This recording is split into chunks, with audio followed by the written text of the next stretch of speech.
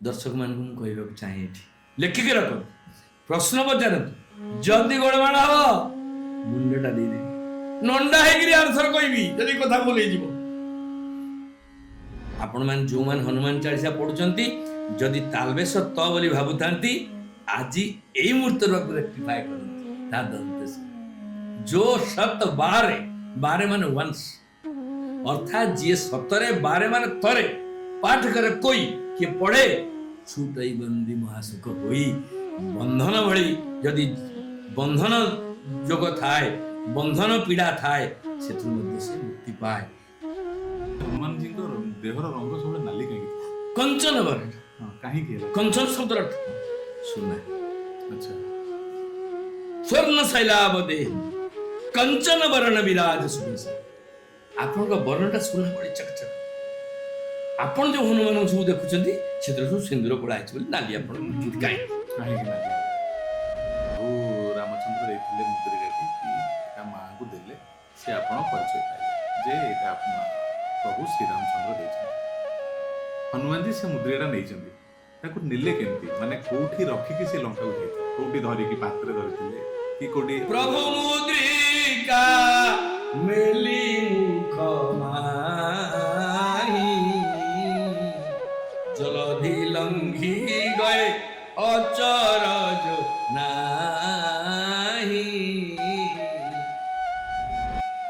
मनटा अच्छे कोठी निज मन मुकुर सुधारी मनटा को अच्छी जाने सभा करी शरीर को जगह मनटा एटा गोटे निहाती गुरुत्वपूर्ण कथा नुई निहाती कौन पेटर अच्छी ना छाती अच्छी ना हृदय अच्छी ना गोड़े अच्छी ना पादर अच्छी ना मुंडे अच्छी कौन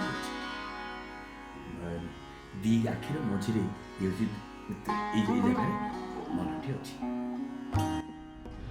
आम समस्तंकर संसार वास्तव जन्म होची जेतोले आध्यात्मिक चेतना आसुची आमे तो जन्म समस्ते मातृ गर्भ रही से जन्म होची सांसारिक जन्म नाड़ रक्तर जन्म ये जन्म होची दिव्यतार जन्म स्पष्टतार जन्म अमृतर जन्म।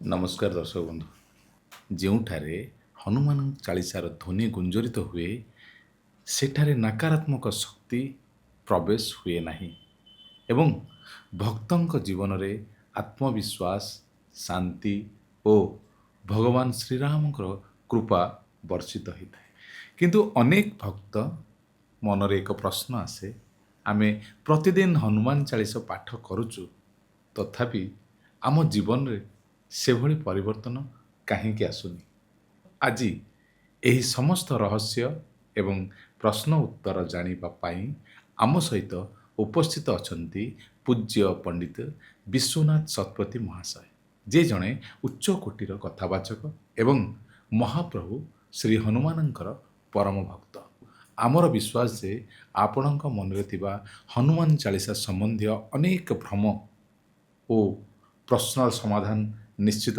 पाइबे तेबे आसंतु तांको स्वागत करिबा ए अध्याय आज्ञा नमस्कार जय प्रोग्राम को आपन स्वागत जय जगन्नाथ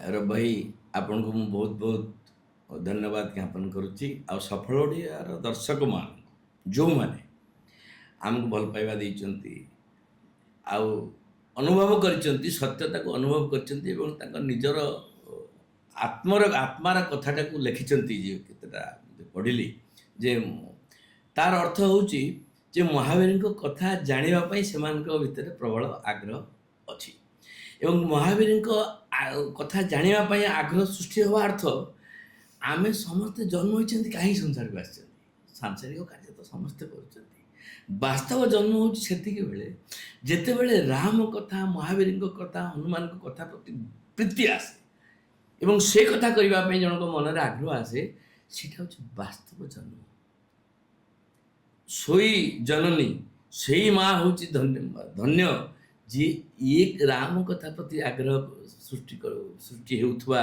पिला जन्म समस्त महावीर हनुमान कृपा करंतु रघुनाथ रामचंद्र दया करंतु से उमा सहित जो ही जपत पुरारी रामचरित मानस रघुनाथ रामचंद्र कौन करेंगे ना मंगल करेंगे ଅମଙ୍ଗଳକୁ ବିନାଶ କରିବେ। କିଏ ନା ଯାହାଙ୍କୁ ଭଗବାନ ଶଙ୍କର ମା ପାର୍ବତୀ ସର୍ବଦା ଚିନ୍ତା କରୁଛନ୍ତି। ଆମେ ଗତ କଥୋପକଥନରେ ଆମେ କଥା ହେଇଛନ୍ତି ମହାବୀର ହେଉଛନ୍ତି ସ୍ୱୟଂ ଭଗବାନ ଶଙ୍କର ଆଉ ମା ପାର୍ବତୀ ମିଶିକି ହେଉଛନ୍ତି ହନୁମାନ। ଆଉ ରାମ ଲକ୍ଷ୍ମଣ ସୀତା ସହିତ ହୃଦୟ ରଘୁନାଥ ରାମଚନ୍ଦ୍ର ଲକ୍ଷ୍ମଣ ସୀତା ଏ ସମସ୍ତେ ଅଛନ୍ତି। ହନୁମାନ ଚାଳିଶା ଯଦି ଆମେ ଆରମ୍ଭ କରିବା ଆଜ୍ଞା ଆଉ ଲାଇନ୍ ବାଇ ଲାଇନ୍ ଯିବା, ଆଜ୍ଞା ଆମର ଦର୍ଶକମାନେ ହନୁମାନ ଚାଳିଶା ସମସ୍ତେ ପଢ଼ୁଛନ୍ତି। ଆଜିକାଲି ସଂସାରରେ ପ୍ରାୟ ସମସ୍ତେ ହନୁମାନ ଚାଳିଶା ପଢ଼ୁଛନ୍ତି। ସମସ୍ତଙ୍କ ମନରେ ଗୋଟିଏ ପ୍ରଶ୍ନ, ଆମେ ହନୁମାନ ଚାଳିଶା ପଢ଼ୁଛୁ ତ ଆମକୁ କାହିଁ ଫଳ ମିଳୁନାହିଁ? ଆଜ୍ଞା ଆଜ୍ଞା ମୁଁ ପ୍ରଥମରୁ କହି ରଖୁଛି, ଏମିତି ପଢ଼ିଲେ ଫଳ ମିଳିବ ନାହିଁ। ଫଳ କାହାକୁ ମିଳିବ? ମୁଁ ଭାବୁଛି ଆମେ ଆଲୋଚନା ଭିତରେ ଏ ହନୁମାନ ଚାଳିଶା ସରିବା ଭିତରେ ଆମର ଦର୍ଶକମାନେ ସେ ଦେଖିବେ କିଏ ଫଳ ପାଇବା ପାଇଁ ହକଦାର, ସେମାନେ ନିଜେ ନିଜେ ଜାଣିପାରିବେ। ଆଉ ହନୁମାନ ଚାଳିଶା ପଢ଼ିବେ ଜଣକୁ ଫଳ ମିଳିବ ନାହିଁ ଇଏ କଥା ଅସମ୍ଭବ।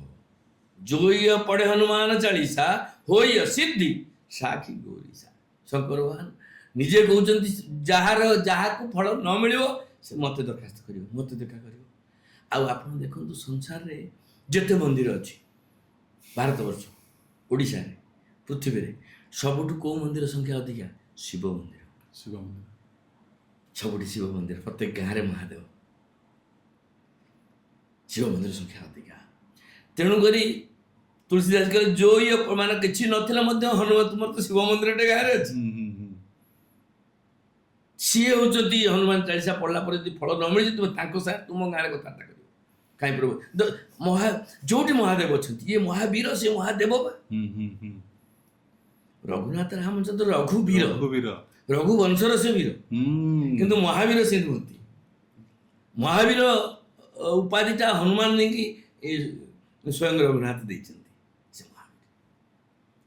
ଶ୍ରୀ ଗୁରୁ ଚରଣ ସରୋଜ ରଜ ନିଜ ମନ ମୁକୁରୁ ସୁଧାରି ବରନଉ ରଘୁବର ବିମଲ ଯଶୁ ଯୋ ଦାୟକ ଫଲଚାରି। ଶ୍ରୀ ଗୁରୁ ବୁଝି ହେଉଛି ଶ୍ରୀ ଶବ୍ଦର ଅର୍ଥ ଆଜ୍ଞା ଜଗତ ଜନନୀ ମା ଶୁଣନ୍ତି ଆଶ୍ରିତ ଜନମ ଦୁଃଖମ ମିତି। ଶ୍ରୀ ଗୁରୁ ହେଉଛନ୍ତି ସବୁଠୁ ଶ୍ରେଷ୍ଠ। ଶ୍ରୀ ଗୁରୁ ଚରଣ ହେଲେ ପାଦ, ଚରଣ ଶ୍ରୀ ଗୁରୁ ଚରଣ ସରୋଜ ହେଲା ପଦମ, ସରୋଜ ରଜ ହେଉଛି କଣା। ଅର୍ଥାତ୍ ଗୁରୁଙ୍କର ପାଦ ଧୂଳିରେ ନିଜ ମନ ମୁକୁର ସୁଧାରି, ନିଜ ମନକୁ ସଫା ରଖିବା ଦରକାର। ରଖି ବରଣଉ ରଘୁନାଥ ରାମ ବରଣଉ ରଘୁବର ବିମଳ ଯଶୁ ଯୋ ଦାୟକ ଫଳ ଚାରି। ଯିଏ ଚାରିଟା ଯାକ ଫଳ ଯୋଉଥିପାଇଁ ଏ ସଂସାର ଆଜି ଧାବିତ, ଯୋଉଥିପାଇଁ ସଂସାର ଆଜି ବ୍ୟାକୁଳିତ, ସମସ୍ତେ ଅର୍ଥ ପଛରେ, କାମ ପଛରେ, ପ୍ରତିଷ୍ଠା ପଛରେ, ନିଷ୍ଠା ପଛରେ ଏବଂ ଜୟ କରିବାର ଅଭିପ୍ସା ଭିତରେ ସମସ୍ତେ ଯେଉଁ କାର୍ଯ୍ୟ ପାଇଁ ବ୍ୟାକୁଳ ହେଉଛନ୍ତି ସେ ସବୁ ଯାକ ଏଥିରେ ମିଳିବ। ବୁଦ୍ଧିହୀନ ତନୁ ଜାନିକେ ସୌମିର ପବନ କୁମାର ବଲ ବୁଦ୍ଧି ବିଦ୍ୟା ଦେହୁ ମୋହି ହରେ ହୋ କଲେଶ ବିକାର। ମୁଁ ଆଉ ଟିକେ ଦର୍ଶକମାନଙ୍କୁ କହିବାକୁ ଚାହେଁ, ଯେଉଁ ଫାଷ୍ଟ ଲାଇନରେ ଶ୍ରୀ ଗୁରୁଚରଣ ସରୋଜ ରଜ ନିଜ ମନ ମୁକୁର ସୁଧାରି। ଏ ମୁକୁରଟା ଉପରେ ବହୁତ ଲୋକଙ୍କର କନଫ୍ୟୁଜ ଥାଏ। ମୁକୁର ହେଉଛି ଦର୍ପଣ, ମୁକୁର ହେଉଛି ଆଇନା।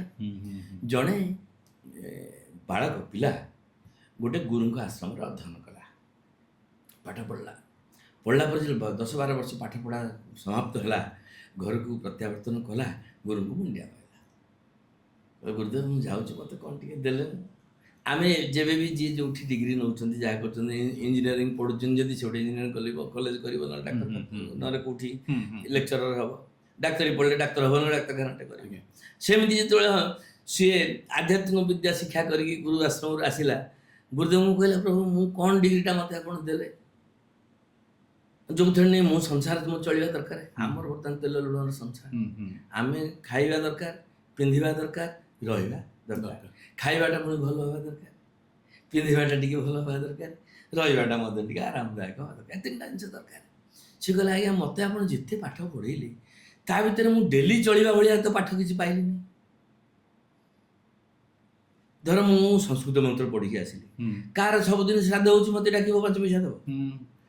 ତେଣୁକରି କେମିତି ମୁଁ ଡେଲି ଚଳିବି, ମୋତେ ଗୋଟେ କହିଲେ ତୁ କ'ଣ କହୁଛୁ। ଗୁରୁଦେବ ସେଠୁ ଚିନ୍ତା କରିକି ଗୋଟେ ଆଇନା ଆଣି ତାକୁ ଦେଲେ, ମିରର, ମୁକୁର।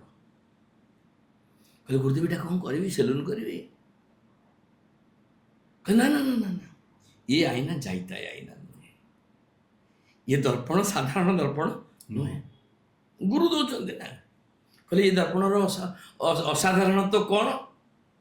କହିଲେ ଏଇଟା ଯାହା ଉପରେ ପକେଇବ ତା ଭିତରଟା ତମେ ଦେଖିପାରିବ। ଆମ ଆଖି କାହାକୁ ଦେଖୁଛି? ଉପରଟାକୁ ଦେଖୁଛି। ର ଭାଇ ଚେକ୍ ସାର୍ଟଟେ ପିନ୍ଧିଛନ୍ତି, ଗାର ଗାର ପଡ଼ିଛି, ହନୁମାନ ଚାଳିଶା ଧରିଛନ୍ତି, ଚଷମା ପିନ୍ଧିଛନ୍ତି, ଦାଢ଼ି ରଖିଛନ୍ତି, ଏଇଟା ମୁଁ ଆଖି ଦେଖୁଛି। ଆପଣ ଭିତରଟା ତ ମୁଁ ଦେଖିପାରୁନି।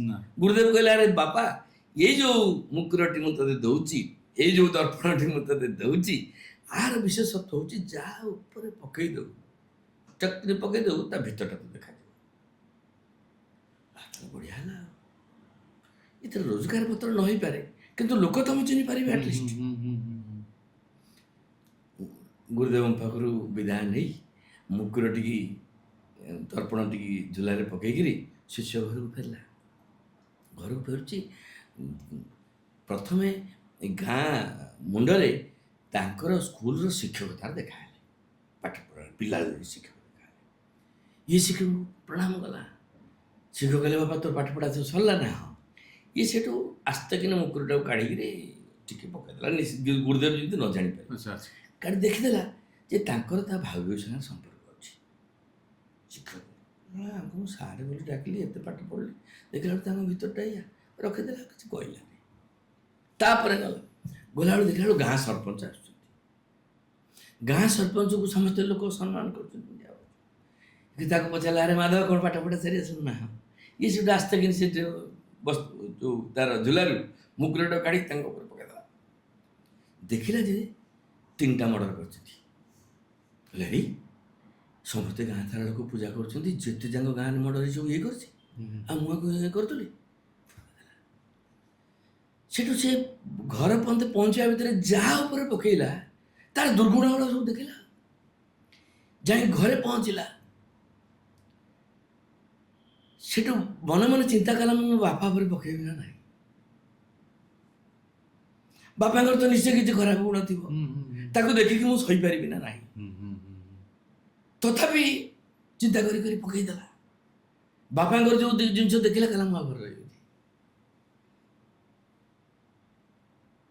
ତାପରେ ବୋଉ ପାଖକୁ ଗଲା, କହିଲା ବୋଉ ମୁଁ ବାପା ଭଲରେ ଅଛି ନା? ବୋଉ ଉପରେ ପକେଇ ଦେଇକି ଯୋଉ ରୂପଟା ଦେଖିଲା, ଘର ଛାଡ଼ିଦେଲା। ଆସିକି ଗୁରୁଦେବ ପାଖରେ ପହଞ୍ଚିଲା। ଆପଣ ରଖନ୍ତୁ, ମୁଁ ଘରେ ରହିବି, ଘରମାନଙ୍କ ଲୋକ ପିଲାଙ୍କ ଲୋକଙ୍କ ସହିତ ସମ୍ପର୍କ ରକ୍ଷା କରି ରଖିବି, ଗାଁରେ ସମ୍ପର୍କ ରକ୍ଷା କରିବି। ଆପଣ ତ ମୋତେ ଯାହା ଦେଖିଲେଣି ତ ମୋର ସମସ୍ତ ଶତ୍ରୁ। କି ନରୋତ୍ତମ ଦାସ କହେ କୋନ ସାଲା ଭଲ ନାହିଁ, କାହାକୁ ଗୋଟେ ଭଲ ତ ମୁଁ ଦେଖିପାରିଲିନି, ଆଉ ମୁଁ ଚଳିବି କେମିତି ଗୁରୁଦେବ? ସେଇଟା ଠିକ ଯେ ସବୁ ତ ଦେଖିଲୁ, ପକେଇକି ଦେଖିଲୁ, ତୁ ତୋ ଭିତରଟାକୁ ଟିକେ ପକେଇକି ଦେଖିଲୁ ନା? ନିଜ ମନ ମୁକୁର ସୁଧାରି, ସେଇ ଆଇନାଟାକୁ ତୁ ତା ଉପରେ ପକେଇଲା ବେଳକୁ ତା ଦୋଷଟା ତୋତେ ଦେଖାଯାଉଛି, ତାର ଖୁନଟା ତୋତେ ଦେଖାଯାଉଛି, ତାର ଅବଗୁଣଟା ତୋତେ ଦେଖାଯାଉଛି। ତୁ you see yourself. Bhagabata କହିଲେ ତତ୍ତ୍ୱ ବୁଝିଲେ ତୁଟେ ଭ୍ରାନ୍ତି। ତୁ ଆଇନାଟାକୁ ବୁଲେଇ ଦେଲା, ଆଇନାଟାକୁ ବୁଲେଇ ଯେତେବେଳେ ନିଜ ଉପରେ ଦେଖେ, ତାଠାରୁ ବ୍ୟଭିଚାରୀ, ତାଠାରୁ ଅହଙ୍କାରୀ, ତାଠାରୁ ପାପୀ, ତାଠାରୁ ନିକୃଷ୍ଟ, ତାଠାରୁ ହୀନ, ତାଠାରୁ ନୀଚ ତ ହନୁମାନ ଚାଳିଶା ଶବ୍ଦ ଯିଏ କରିବ, ଆଗେ ମୁଁଟାକୁ ମାରିବାକୁ ପଡ଼ିବ, ଆଉ ଆଗେ ନିଜକୁ ଦେଖିବାକୁ ପଡ଼ିବ। ଆମେ ସମସ୍ତେ ଅନ୍ୟକୁ ଦେଖନ୍ତି, ଭାଇ ଚଷମାରେ ଟିକେ ଆଉ ଆଗକୁ ଉପରକୁ କରିଦଉନାହାନ୍ତି, ମତେ ଦେଖାଯାଉଛି, କିନ୍ତୁ ମୋ ସିନ୍ଦୁରଟା ଡାହାଣ ପଟକୁ ଚାଲିଯାଇଛି, ମତେ ଦେଖାଯାଉନି। ତ ହନୁମାନ ଚାଳିଶା ଯୋଉମାନେ ପାଠ ପଢ଼ିବେ, ଆଜି ବୁଝିବାକୁ ସଫଳ ଓଡ଼ିଆର ଦର୍ଶକମାନେ ୟାକୁ ଦେଖୁଛନ୍ତି, ଏ କାର୍ଯ୍ୟକ୍ରମକୁ ଶୁଣୁଛନ୍ତି, ମୁଁ ତାଙ୍କୁ ବିନମ୍ର ନିବେଦନ କରିବି ଯେ ନିଜେ ଅଇନାଟାକୁ ଟିକେ ବୁଲେଇକିରି ନିଜ ଉପରେ ଆଗେ ପକାନ୍ତୁ। ସି ୟୋରସେଲ୍ଫ। ଯଦି ଦେଖିବା ଆରମ୍ଭ ହେଇଗଲା ତାହେଲେ 4ଟା ଫଳ ମିଳିବାରେ ଆଉ କିଛି ଅସୁବିଧା ନାହିଁ। ଆପଣ ଯୋଉ ଦ୍ୱିତୀୟ ଷ୍ଟାଞ୍ଜା ପଢ଼ିଲେ, ବୁଦ୍ଧିହୀନ ତନୁ ଜାନିକେ ସୁମିରଉ ପବନ କୁମାର, ନିଜକୁ ଅର୍ଥାତ୍ ମୋ ଭିତରେ ତ ବହୁତ ଦୋଷ ଅଛି, ମୋ ଭିତରେ ତ ବହୁତ ଅବଗୁଣ ଅଛି, ମୋ ଭିତରେ ତ ବହୁତ ଖରାପ ଜିନିଷ ଅଛି, ତାହା ସତ୍ତ୍ୱେ ପ୍ରଭୁ ବୁଦ୍ଧିହୀନ, ଆପଣ ଜାଣନ୍ତୁ ମୋ ପାଖରେ କିଛି ନାହିଁ, ମୁଁ ବୁଦ୍ଧି ପୁରା ସରେଣ୍ଡର, ସୁମିରଉ ପବନ କୁମାର ଆପଣଙ୍କୁ ସ୍ମରଣ କରୁଛି। ବଳ ବୁଦ୍ଧି ବିଦ୍ୟା ଦେହୁ ମୋହି, ମୋତେ ବଳ ଦିଅନ୍ତୁ, ମୋତେ ବୁଦ୍ଧି ଦିଅନ୍ତୁ, ମୋତେ ବିଦ୍ୟା ଦିଅନ୍ତୁ। ହରଂ କଳେଶ ବିକାର, ମୋର କ୍ଲେଶ ନିଅନ୍ତୁ, ମୋର ବିକାର ନିଅନ୍ତୁ। ବିକାର ପରେ ଆମେ ସ୍ପଷ୍ଟ ଭାବରେ ଗତ ଥର ଆଲୋଚନା କରିଛନ୍ତି, ସେଥିରେ ଆଉ ଆଗକୁ ଯିବା ନାହିଁ। ତେଣୁକରି ମହାବୀରଙ୍କ ପାଖକୁ ଯିବା ପୂର୍ବରୁ, ହନୁମାନ ଚାଳିଶା କରିବା ପୂର୍ବରୁ ଇଏ 4ଟା ଲାଇନ୍ ହେଉଛି ଦୋହା, ଆଚ୍ଛା ତାପରେ ଚଉପାଇ ଆରମ୍ଭ। ଏଇଟା ଚଉପାଇ, ଏଇଟା ଚଉପାଇ, ତାପରେ ଦୋହା ଆରମ୍ଭ। ଚଉପାଇ, ଚଉ ମାନେ କ'ଣ? 4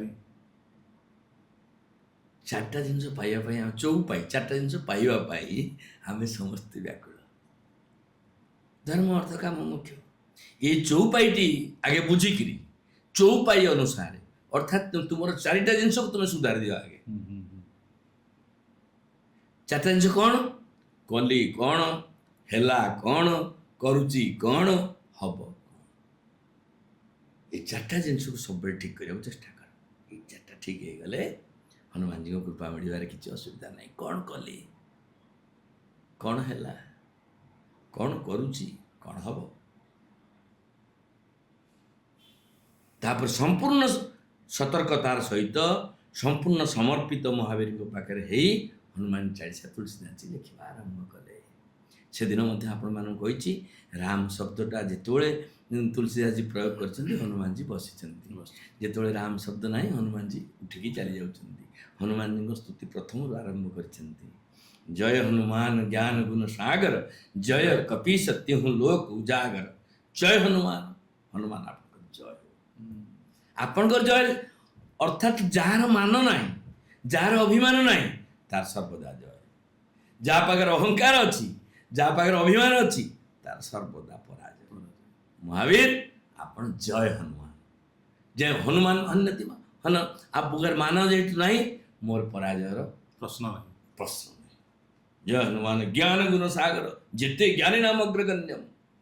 ଯେତେ ଜ୍ଞାନୀ ସଂସାରରେ ଅଛନ୍ତି, ଖାଲି ବଡ଼ ଶକ୍ତିଶାଳୀ ହନୁମାନଜୀ ନୁହନ୍ତି, ଜ୍ଞାନୀ ନାମ ଅଗ୍ରଗଣ୍ୟମ୍।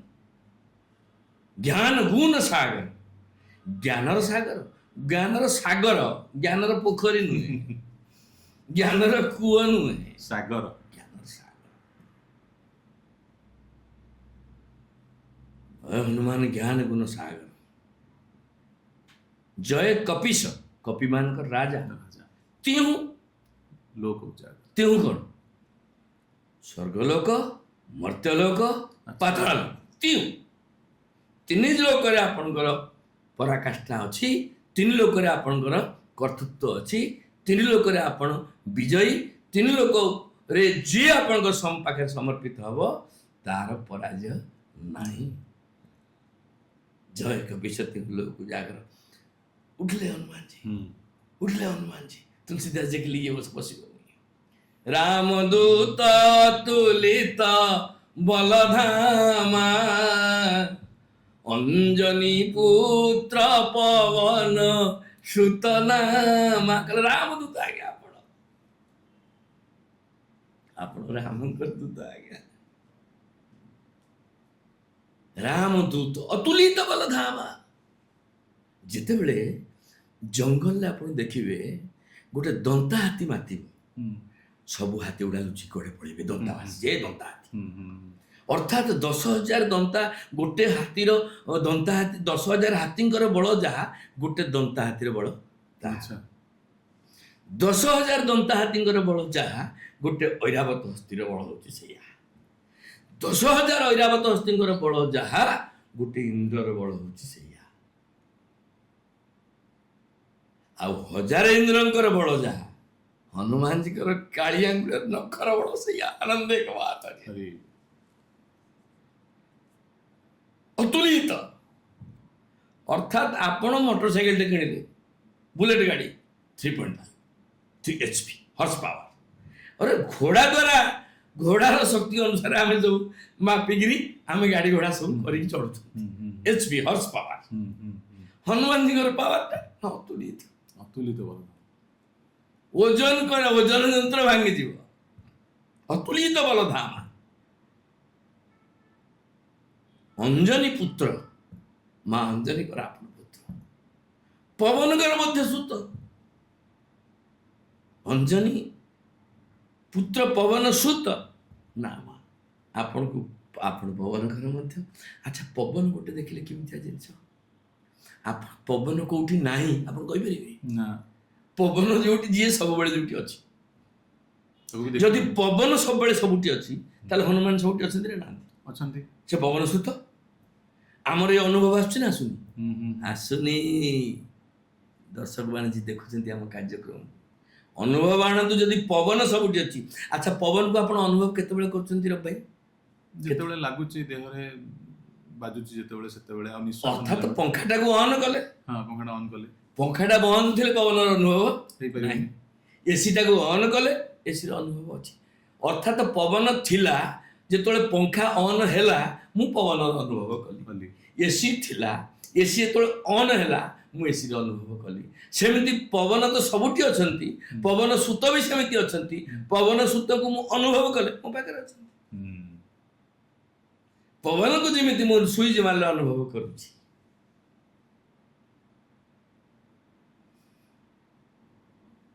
ଏୟାର କଣ୍ଡିସନର ଶୀତଳତାକୁ ଯେମିତି ମୁଁ ଅନୁଭବ କରୁଛି କେତେବେଳେ ନା ସୁଇଚ୍ ମାରିଲେ ହୁଁ ହୁଁ। ତେଣୁକରି ସୁଇଚ୍ ମାରିବା କାମଟା ହେଉଛି ହନୁମାନ ଚାଳିଶାର ଆନନ୍ଦ ଦେଖିବା ରାମ ଦୂତ ଅତିରିକ୍ତ ବଳଧାମ ମହାବୀର ବିକ୍ରମ ବଜରଙ୍ଗୀ ଆଚ୍ଛା ବୀର ତ ସମସ୍ତେ ହୁଁ ହୁଁ ହୁଁ। କିନ୍ତୁ ମହାବୀର କିଏ ରଘୁନାଥ ରାମଚନ୍ଦ୍ର ବି ମହାବୀର ନୁହନ୍ତି ସେ ରଘୁବୀର ରଘୁବୀର। ହନୁମାନ ଯଦି ମହାବୀର ବୀରମାନଙ୍କର ବୀର ସବୁ ବୀରଙ୍କ ଭିତରେ ଯିଏ ଶ୍ରେଷ୍ଠ ଯିଏ ଯୋଦ୍ଧା ସେ କ'ଣ ହେଲା ଏ ଜଗନ୍ନାଥ ମହାପ୍ରଭୁଙ୍କ କଥା ଜଗନ୍ନାଥ ମହାପ୍ରଭୁ ଚାହିଁଲେ ସୁଦର୍ଶନଙ୍କର ଟିକେ ଗର୍ବ ହେଇଗଲା ହୁଁ। ସୁଦର୍ଶନ ଭାବିଲେ ଯେ ମୁଁ ଯାହା ମୁଁ ଜଗନ୍ନାଥ ପାଖରେ ଅଛି। କରୁଛି ବହୁତ ପାୱାରଫୁଲ। ସୁଦର୍ଶନ ଗର୍ବ ହେଇଗଲା ଜଗନ୍ନାଥ ମହାପ୍ରଭୁ ଆମେ ତ କହୁଛନ୍ତି ଜୋଇ ରାମା ଶୋଇ ଜଗଦୀଶା ହୁଁ ହୁଁ ହୁଁ। ଅର୍ଥାତ୍ ଜଗନ୍ନାଥ ମନ୍ଦିର ମଧ୍ୟ ସକାଳୁ ଯଦି ଆପଣ ପ୍ରାତଃ ସମୟରେ କେବେ ଯାଇଥିବେ ହୁଁ ଯେଉଁ ଦର୍ଶକମାନେ କେବେ ଯିବେ ଆପଣ ଦେଖିବେ ସକାଳୁ ଯେତେବେଳେ ପ୍ରଭୁଙ୍କର ବାଳ ଆରତିଟା ସକାଳ ମଙ୍ଗଳ ଆଳତି ହେଉଛି କ'ଣ ବୋଲା ହେଉଛି କହିଲେ ଭୟ ପ୍ରଗଟ କୃପାଲା ଦୀନ ଦୟାଲା କୌଶଲ୍ୟା ହିତ ରଘୁନାଥ ରାମଚନ୍ଦ୍ରଙ୍କର ଜନ୍ମସ୍ତୁତିଟାକୁ ଜଗନ୍ନାଥ ମନ୍ଦିର ସକାଳୁ ମଙ୍ଗଳ ଆଳତିରେ ବୋଲା ହେଉଛି ସବୁଦିନ ଏଭ୍ରିଡେ ମହାବୀର ବିକ୍ରମ ବଜରଙ୍ଗୀ ମହାବୀର ବିକ୍ରମ ବଜରଙ୍ଗୀ ତେଣୁ ଇଏ ହେଉଛନ୍ତି ମହାବୀର ଜଗନ୍ନାଥ ମହାପ୍ରଭୁ ଦେଖିଲେ ସୁଦର୍ଶନଙ୍କର ଗର୍ବ ଗର୍ବ। ସେଠୁ ସୁଦର୍ଶନକୁ କହିଲେ ସୁଦର୍ଶନ ତୁମେ ଟିକେ ହନୁମାନଙ୍କୁ ଖବର ଦେବ ଟିକେ ଆସିବେ ଯିଏ ଜଗନ୍ନାଥ ଜୋଇ ରାମ ଶୋଇ ଜଗଦୀଶା ଯିଏ ରାମ ସିଏ ଜଗନ୍ନାଥ ଶୋଏ ଆଉ ଜଗନ୍ନାଥ ତ ଲୀଳା ସବୁବେଳେ କରୁଛନ୍ତି ସେଠି ହଁ ତେଣୁକରି ସୁଦର୍ଶନଙ୍କର ଗର୍ବ ହେଇଛି କହିଲେ ସୁଦର୍ଶନ ଗର୍ଭଟାକୁ ଭାଙ୍ଗିବା ପାଇଁ କ'ଣ କଲେ କହିଲେ ହନୁମାନଙ୍କୁ ଟିକେ ଖବର ଦିଏ ସିଏ ଆସନ୍ତୁ ସୁଦର୍ଶନ ଚକ୍ର ତୀବ୍ର ଗତିରେ ଯିବା ଆସିବା କରନ୍ତି ଯାହା ମହାଭାରତ ଯୁଦ୍ଧଟା ହେଇଛି ସବୁ ସୁଦର୍ଶନ ହିଁ କରିଛନ୍ତି କାହାକୁ ମାରିଛନ୍ତି କାହାକୁ କାଟି ସବୁ ସୁଦର୍ଶନ କରିଛନ୍ତି ଅତି ଶକ୍ତିଶାଳୀ ସେ ହନୁମାନଙ୍କ ପାଖରେ ଯାଇ ପହଞ୍ଚି ଦେଖିଲେ ମହାବୀର ସେ ତ ତ୍ରେତୟା ଯୁଗ ସରିଯାଇଛି ରଘୁନାଥ ରାମଚନ୍ଦ୍ର ତ ଇଏ ଲୀଳା ସମ୍ବରଣ କରିଯାଇଛନ୍ତି ଆଦେଶ ତ ହେଇଛି ରାମ ନାମକୁ ରକ୍ଷା କରିବା ପାଇଁ ଆପଣ ରହିବେ ସେ ତାଙ୍କର ରାମ ରାମ ରାମ ରାମ ରାମ ରାମ ରାମ ରାମ ରାମ ଜପୁଛନ୍ତି ଲାଙ୍ଗୁଡ଼ଟାକୁ ନେଇ ପକେଇ ସୁଦର୍ଶନ ଗଲାବେଳେ ଲାଙ୍ଗୁଡ଼ଟା ତାଙ୍କ ଦେହରେ ବାଜିଲା ଲାଙ୍ଗୁଡ଼ଟା କ'ଣ ହନୁମାନଙ୍କୁ ନେଇକି ଚାହିଁଲେ କିଏ ନା ଜଗନ୍ନାଥ ଡକେଇଛନ୍ତି ପ୍ରଭୁ ନୀଳାଦ୍ରିନାଥ ଜଗନ୍ନାଥ ଖବର ଦେଇଛନ୍ତି ଯିବା ପାଇଁ ହେଲେ କିଏ ସେ ସୁଦର୍ଶନ ଫେରି ଆସିଲେ କହିଲେ ପ୍ରଭୁ ସେ ମନା କଲେ ସେ କହିଲେ କ'ଣ କହିଲ କି କହିଲି ଜଗନ୍ନାଥ ଡାକିଥିଲା ତ ମୁଣ୍ଡ ଖରାପ ହେଲାଣି ଯାହା କହିବୁ ରାମ ଡାକିଛନ୍ତି ରଘୁନାଥ ଡାକିଛନ୍ତି କହିଲେ ସେ ଆସିବେ ଜଗନ୍ନାଥ କହିଲେ ସେ ଶୁଣିବେନି ପୁଣି ସୁଦର୍ଶନ ଗଲେ ପ୍ରଭୁ ଡାକିଛନ୍ତି ଜଗନ୍ନାଥ ଡାକିଛନ୍ତି ଯିବି ଆଉ ନା ଆପଣ ତ ବୁଢ଼ା ହେଇଗଲେଣି ଡେରି ହବ ଆପଣ ଟିକେ ମୋ ଉପରେ ବସିକି ତୋ ଉପରେ ବସିକି ପଳେଇ ଯିବି ସୁଦର୍ଶନଟାକୁ ଧରି ପକେଇ ମୋଡ଼ି ପକେଇକି କାଖରେ ଯାଇକି ଯାଇକି ସିଂହଦ୍ୱାର ପାଖରେ ପହଞ୍ଚିଲେ। ପହଞ୍ଚିକି ଯାଇକି ଜଗନ୍ନାଥଙ୍କୁ ଦର୍ଶନ କଲେ। ଜଗନ୍ନାଥଙ୍କୁ ଦର୍ଶନ କଲେ, ଜଗନ୍ନାଥଙ୍କ ପାଖକୁ ତ ଯିବେନି, ପଳେଇଲା ବେଳକୁ ଜଗନ୍ନାଥ ସାଙ୍ଗେ ସାଙ୍ଗେ କହିଛନ୍ତି, ଭାଇ ସୁଭଦ୍ରା ଟିକେ ଡ୍ରେସ୍ ଚେଞ୍ଜ କର। ନୀଳାମ୍ବୁଜ ଶ୍ୟାମଳ କୋମଳାଙ୍ଗମ ସୀତା ସମାରୋପିତ ବାମ ଭାଗମ ବାଣୋ ମହାସାୟକ ଚାରୁ ଚାପମ ନମାମି ରାମଂ ରଘୁବଂଶନାଥ। ରଘୁନାଥ ଆମର ଦିବ୍ୟ ରୂପ ଧାରଣ କରିଛନ୍ତି। ମହାବୀର ଯାଇ ପହଞ୍ଚିଗଲେ। ସେ ରଘୁନାଥ ପଚାରିଲେ, କହିଲେ ମହାବୀର ତୁ ଯାହାକୁ ପଠେଇଥିଲି ସେ କୁଆଡ଼େ ଗଲା? କହିଲେ ଆପଣଙ୍କୁ କାହା ପଠେଇଥିଲେ? କହିଲେ ହଁ ମୁଁ ସୁଦର୍ଶନକୁ ପଠେଇଥିଲି। କହିଲେ ଆଜ୍ଞା ଆଜ୍ଞା। ସେତେବେଳେ ହନୁମାନଙ୍କ କାଖରେ ରହିକିରି ସୁଦର୍ଶନଟା ଚକ୍ର ସେ ଖମ୍ବ ହେଇଯାଇଛି, ସିଧା ହେଇଯାଇଛି। ଆଉ ସେଦିନରୁ ଖମ୍ବ ହେଇକି ରହିଛନ୍ତି। ଆଚ୍ଛା, ଜଗନ୍ନାଥଙ୍କ ପାଖରେ ଯୋଉ ସୁଦର୍ଶନ ହଁ, ଆଉ ଚକ୍ର ଅଛନ୍ତି କି? ନାଇଁ, ମହାବୀର ତାକୁ ଖମ୍ବ କରିଦେଇଛନ୍ତି। ଇଏ ହଉଛନ୍ତି ମହାବୀର। ସୁଦର୍ଶନ ଚକ୍ରର ଆକୃତିଟାକୁ ପରିବର୍ତ୍ତନ କରିବାର ଶକ୍ତି ମହାବୀରଙ୍କ ପାଖରେ କରିଦେଇଛନ୍ତି। କରିଦେଇକି ସିଧା ଠେଙ୍ଗା କରିକି ରଖିଦେଇଛନ୍ତି। ଏତେ ଲୋକ ଜାଣିନଥିବେ ଆଜ୍ଞା, ଏ ତ ଜାଣିନଥିବେ ଯେ ସୁଦର୍ଶନ ଚକ୍ରର ଆକୃତି କେମିତି ହେଲା। ନା ସୁଦର୍ଶନ ଚକ୍ର ଆମେ ପଢୁଛନ୍ତି, ମହାଭାରତ ଦେଖୁଛନ୍ତି, ଟିଭିରେ ଦେଖୁଛନ୍ତି, ଚକ୍ର ନା ଆଉ। କିନ୍ତୁ ଜଗନ୍ନାଥଙ୍କ ପାଖରେ ସୁଦର୍ଶନ କେମିତି ଅଛନ୍ତି? ଠେଙ୍ଗା ହେଇକି ମହାବୀର ତାଙ୍କୁ ଦେଇଛନ୍ତି, ମୁଡ଼ି ସିଧା କରିଦେଇଛନ୍ତି ଏକାଥରେ। ଆଉ ସୁଦର୍ଶନ କଥା କରିଛନ୍ତି। ଇଏ ହଉଛି ମହାବୀର ବିକ୍ରମ। ତାଙ୍କ ବିକ୍ରମ ଦେଖୁଛନ୍ତି, ତାଙ୍କ ପରାକ୍ରମ ଦେଖୁଛନ୍ତି। ବଜରଙ୍ଗୀ, ବଜ୍ର ଯାହାର ଅଙ୍ଗ। କାହିଁକି ବଜ୍ର ଭଳିଆ ଅଙ୍ଗ? ନା ଭଗବାନ ଶଙ୍କର ମିଶାଣ ପର୍ବତୀ ସମାନ ହନୁମାନ। ଶଙ୍କର ଭଗବାନ ମହାପାର୍ବତୀ, ଅର୍ଥାତ୍ ମା ବାପା ଦି ଜଣ ତାଙ୍କର ଶକ୍ତି ତାଙ୍କ ପାଖରେ। ମହାବୀର ବିକ୍ରମ ବଜରଙ୍ଗୀ। କାମ କ'ଣ? କୁମତି ନିବାର ସୁମତି କେ ସଙ୍ଗୀ, ଶ୍ରୀରାମ ଜୟ ରାମ ଜୟ ଜୟ ରାମ। କୁମତି ନିବାର ସୁମତି କେ ସଙ୍ଗୀ। ଯେଉଁମାନେ ସଫଳ ଓଡ଼ିଆରେ ହନୁମାନ ମହାବୀରଙ୍କର କାର୍ଯ୍ୟକ୍ରମ ଦେଖୁଛନ୍ତି, ଆଗେ କୁମତି ନିବାର, ମନରେ ଥିବା କୁଭାବନାଟାକୁ ଆଗେ ପରିତ୍ୟାଗ କର। କାରଣ ସେଟା ହେଲେ ହନୁମାନଙ୍କ କୃପା ପାଇପାରିବ ନାହିଁ। ମୁଁ ଲେଖିକି ଦେଉଛି, ପଣ୍ଡିତକୁ ଡାକି ନେବ, ପଇସା ଖର୍ଚ୍ଚ କରିବ, ହନୁମାନ ଚାର୍ଜ କରିବ, ଫଳ ପାଇବ ନ।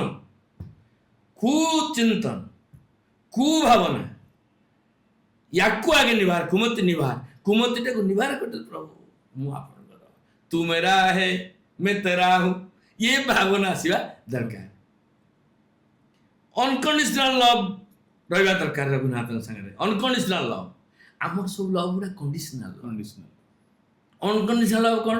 तुम्हें मते भल पाओ मान पाओ, मु तुमको भल पाउची।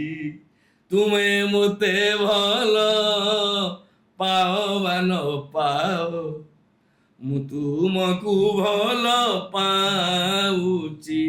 तुमे जदि मते भूली जीव प्रभु, तुमे जदि मते भूली जीव प्रभु, ए जीवन देवी मुरुचि। तुमे मते भल पाओ ବା ନ ପାओ, ଅନକଣ୍ଡିସନାଲ। ଆପଣ ମତେ ଭଲ ପାଇବେ ନା, ସେଟା ମୋର ବିଚାର କରିବାର କାମ ନୁହେଁ। ମୁଁ ଆପଣଙ୍କୁ ଭଲ ପାଏ। ତୁମେ ଅଟ ମୋର, ମୁଁ ଅଟେ ତୁମର, ଏଇ କଣ୍ଡିସନ ସମ୍ପୂର୍ଣ୍ଣ। କୁମତି ନିବାର ସୁମତି କେ ସଙ୍ଗୀ। ଆଉ ଯିଏ ରାମ କାଜ କରିବେ କୁହ ତୋର ସୁମତି। ରାମ କାଜ କ'ଣ? ରାମ କାଜ ମାନେ ଡଜନଟ ମିନ୍ କେବଳ ରାମ ମନ୍ଦିର ଯିବ ବୋଲି। ରାମ କାଜ ମାନେ ଯେତେ ଶୁଭ କାର୍ଯ୍ୟ, ଯେତେ ଭଲ କାର୍ଯ୍ୟ, ଯେତେ ଜଗତର ମଙ୍ଗଳ କାର୍ଯ୍ୟ, ମଙ୍ଗଳ ଭବନ ମଙ୍ଗଳ। ରାମ କାଜ ମିନ୍ସ ଯାହା ଭଲ କାମ ତା ରାମଙ୍କ କାମ, ଯାହା ମନ୍ଦ କାମ ତା କାମର କାମ। जहाँ राम वहाँ काम नहीं, जहाँ काम वहाँ राम नहीं। राम कहो मन काम सरे, रघुनाथ बिना दुख कौन हरे। कुमति निवार सुमति के संगे। हनुमान जी को देहर रंग सब नाली कहीं कंचन वर्ण। हां कहीं के कंचन शब्द अर्थ कौन? सुना। अच्छा। स्वर्ण शैलाभ देह कंचन वर्ण विराज सुबेशा। आपण वर्णटा सुना पड़ी चकचक। आपण जो हनुमान सब देखुଛନ୍ତି ସେଥିରେ ସବୁ ସିନ୍ଦୁର ପୋଡ଼ା ହେଇଛି ବୋଲି ନାଲି ଆପଣ କାହିଁକି କାହିଁକି ନାଲି? ଅଯୋଧ୍ୟା ରେ ରଘୁନାଥ ରାମଚନ୍ଦ୍ରଙ୍କର ଅଭିଷେକ ହେଇଗଲା ପରେ ଯେତିକି ଦିନ ମା ସୀତାଙ୍କ ସହିତ ରହିଛନ୍ତି ହୁଁ। ହନୁମାନଜୀ ମଧ୍ୟ ସେତେବେଳେ ଅଛନ୍ତି। ହୁଁ। ହନୁମାନଜୀ ସବୁବେଳେ ଯୁଆଡ଼େ ରଘୁନାଥ ରାମଚନ୍ଦ୍ର ସେଠି ହନୁମାନଜୀ। ଦିନେ ହନୁମାନଜୀ ଦେଖିଲେ ଯେ ମା ସିନ୍ଦୁର ଗୋଟେ ଟୋପା ନେଇକିରି ଏମିତି ମୁଣ୍ଡରେ ଲଗାଉଛନ୍ତି।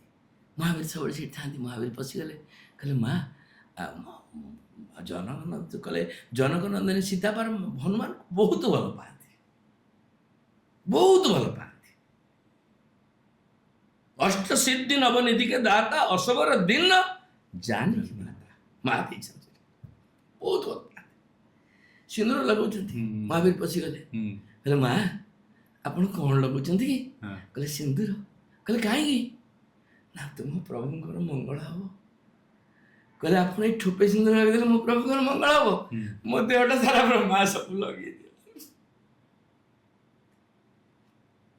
ମା ଧରିଥିବା ସବୁ ସିନ୍ଦୁରକୁ ସର୍ବ ସାରା ବୋଳି ଦେଲେ। ସେଇ ଲାଗି ଲାଲି ହେଇଯାଇଛି। ଲାଲି ହେଇଯାଇଛି। ସେଥିପାଇଁ ହନୁମାନଙ୍କ ମୂର୍ତ୍ତି ସବୁବେଳେ ଲାଲି ଥାଏ। ମାନେ କେତେ ଭକ୍ତି, କେତେ ଭାବ ଦେଖନ୍ତୁ। ମାନେ ମାଙ୍କ ସିନ୍ଦୁରଟାକୁ ପୁରା ବୋଳି ହେଇଗଲେ କି ହଁ, କହିଲେ ଯଦି ଗୋଟିଏ ଠୋପା। ଥୋପା ଆପଣ ପିନ୍ଧିଦେବା ଦ୍ୱାରା ମୋ ପ୍ରଭୁଙ୍କର ମଙ୍ଗଳ ହଉଛି, ହୁଁ। ତାହେଲେ ମୋ ଏ ଶରୀର ସମ୍ପୂର୍ଣ୍ଣ ସିନ୍ଦୁରମୟ ହେଇଯାଉ। ସିନ୍ଦୁର ସିନ୍ଦୁର ବଜରଙ୍ଗୀ ସମ୍ପୂର୍ଣ୍ଣ ସିନ୍ଦୁରମୟ ହେଇଗଲେ, କାହିଁକି ମୋ ପ୍ରଭୁଙ୍କର ମଙ୍ଗଳ। ଇଏ ପ୍ରକାର ସମର୍ପଣ ଆଉ କୋଉ ମନ୍ତ୍ରରେ ଅଛି? ଯାହା ହନୁମାନଙ୍କ ଉପରେ ପଚାରିବେ କେବଳ ରାମଙ୍କ ପାଇଁ। କଞ୍ଚନ ବରଣ ବିରାଜ ସୁବେଶା, ଯେତେବେଳେ ସିନ୍ଦୁରମୟ ହେଇଗଲେ, ଟୋପେ ସିନ୍ଦୁର ପିନ୍ଧିଲେ ମା ମାନେ କେତେ ସୁନ୍ଦର ଦେଖାଯାଉଛନ୍ତି। ଯୋଉ ମାଙ୍କର ସିନ୍ଦୁର ଲିଭି ଯାଉଛି ସେମାନେ କେମିତି ଅସୁନ୍ଦର ଦେଖାଯାଉଛନ୍ତି। ଆଉ ଯିଏ ସର୍ବାଙ୍ଗକୁ ସିନ୍ଦୁରମୟ କରିଛି ସେ କେତେ ସୁନ୍ଦର ନ ହେଇଥିବ।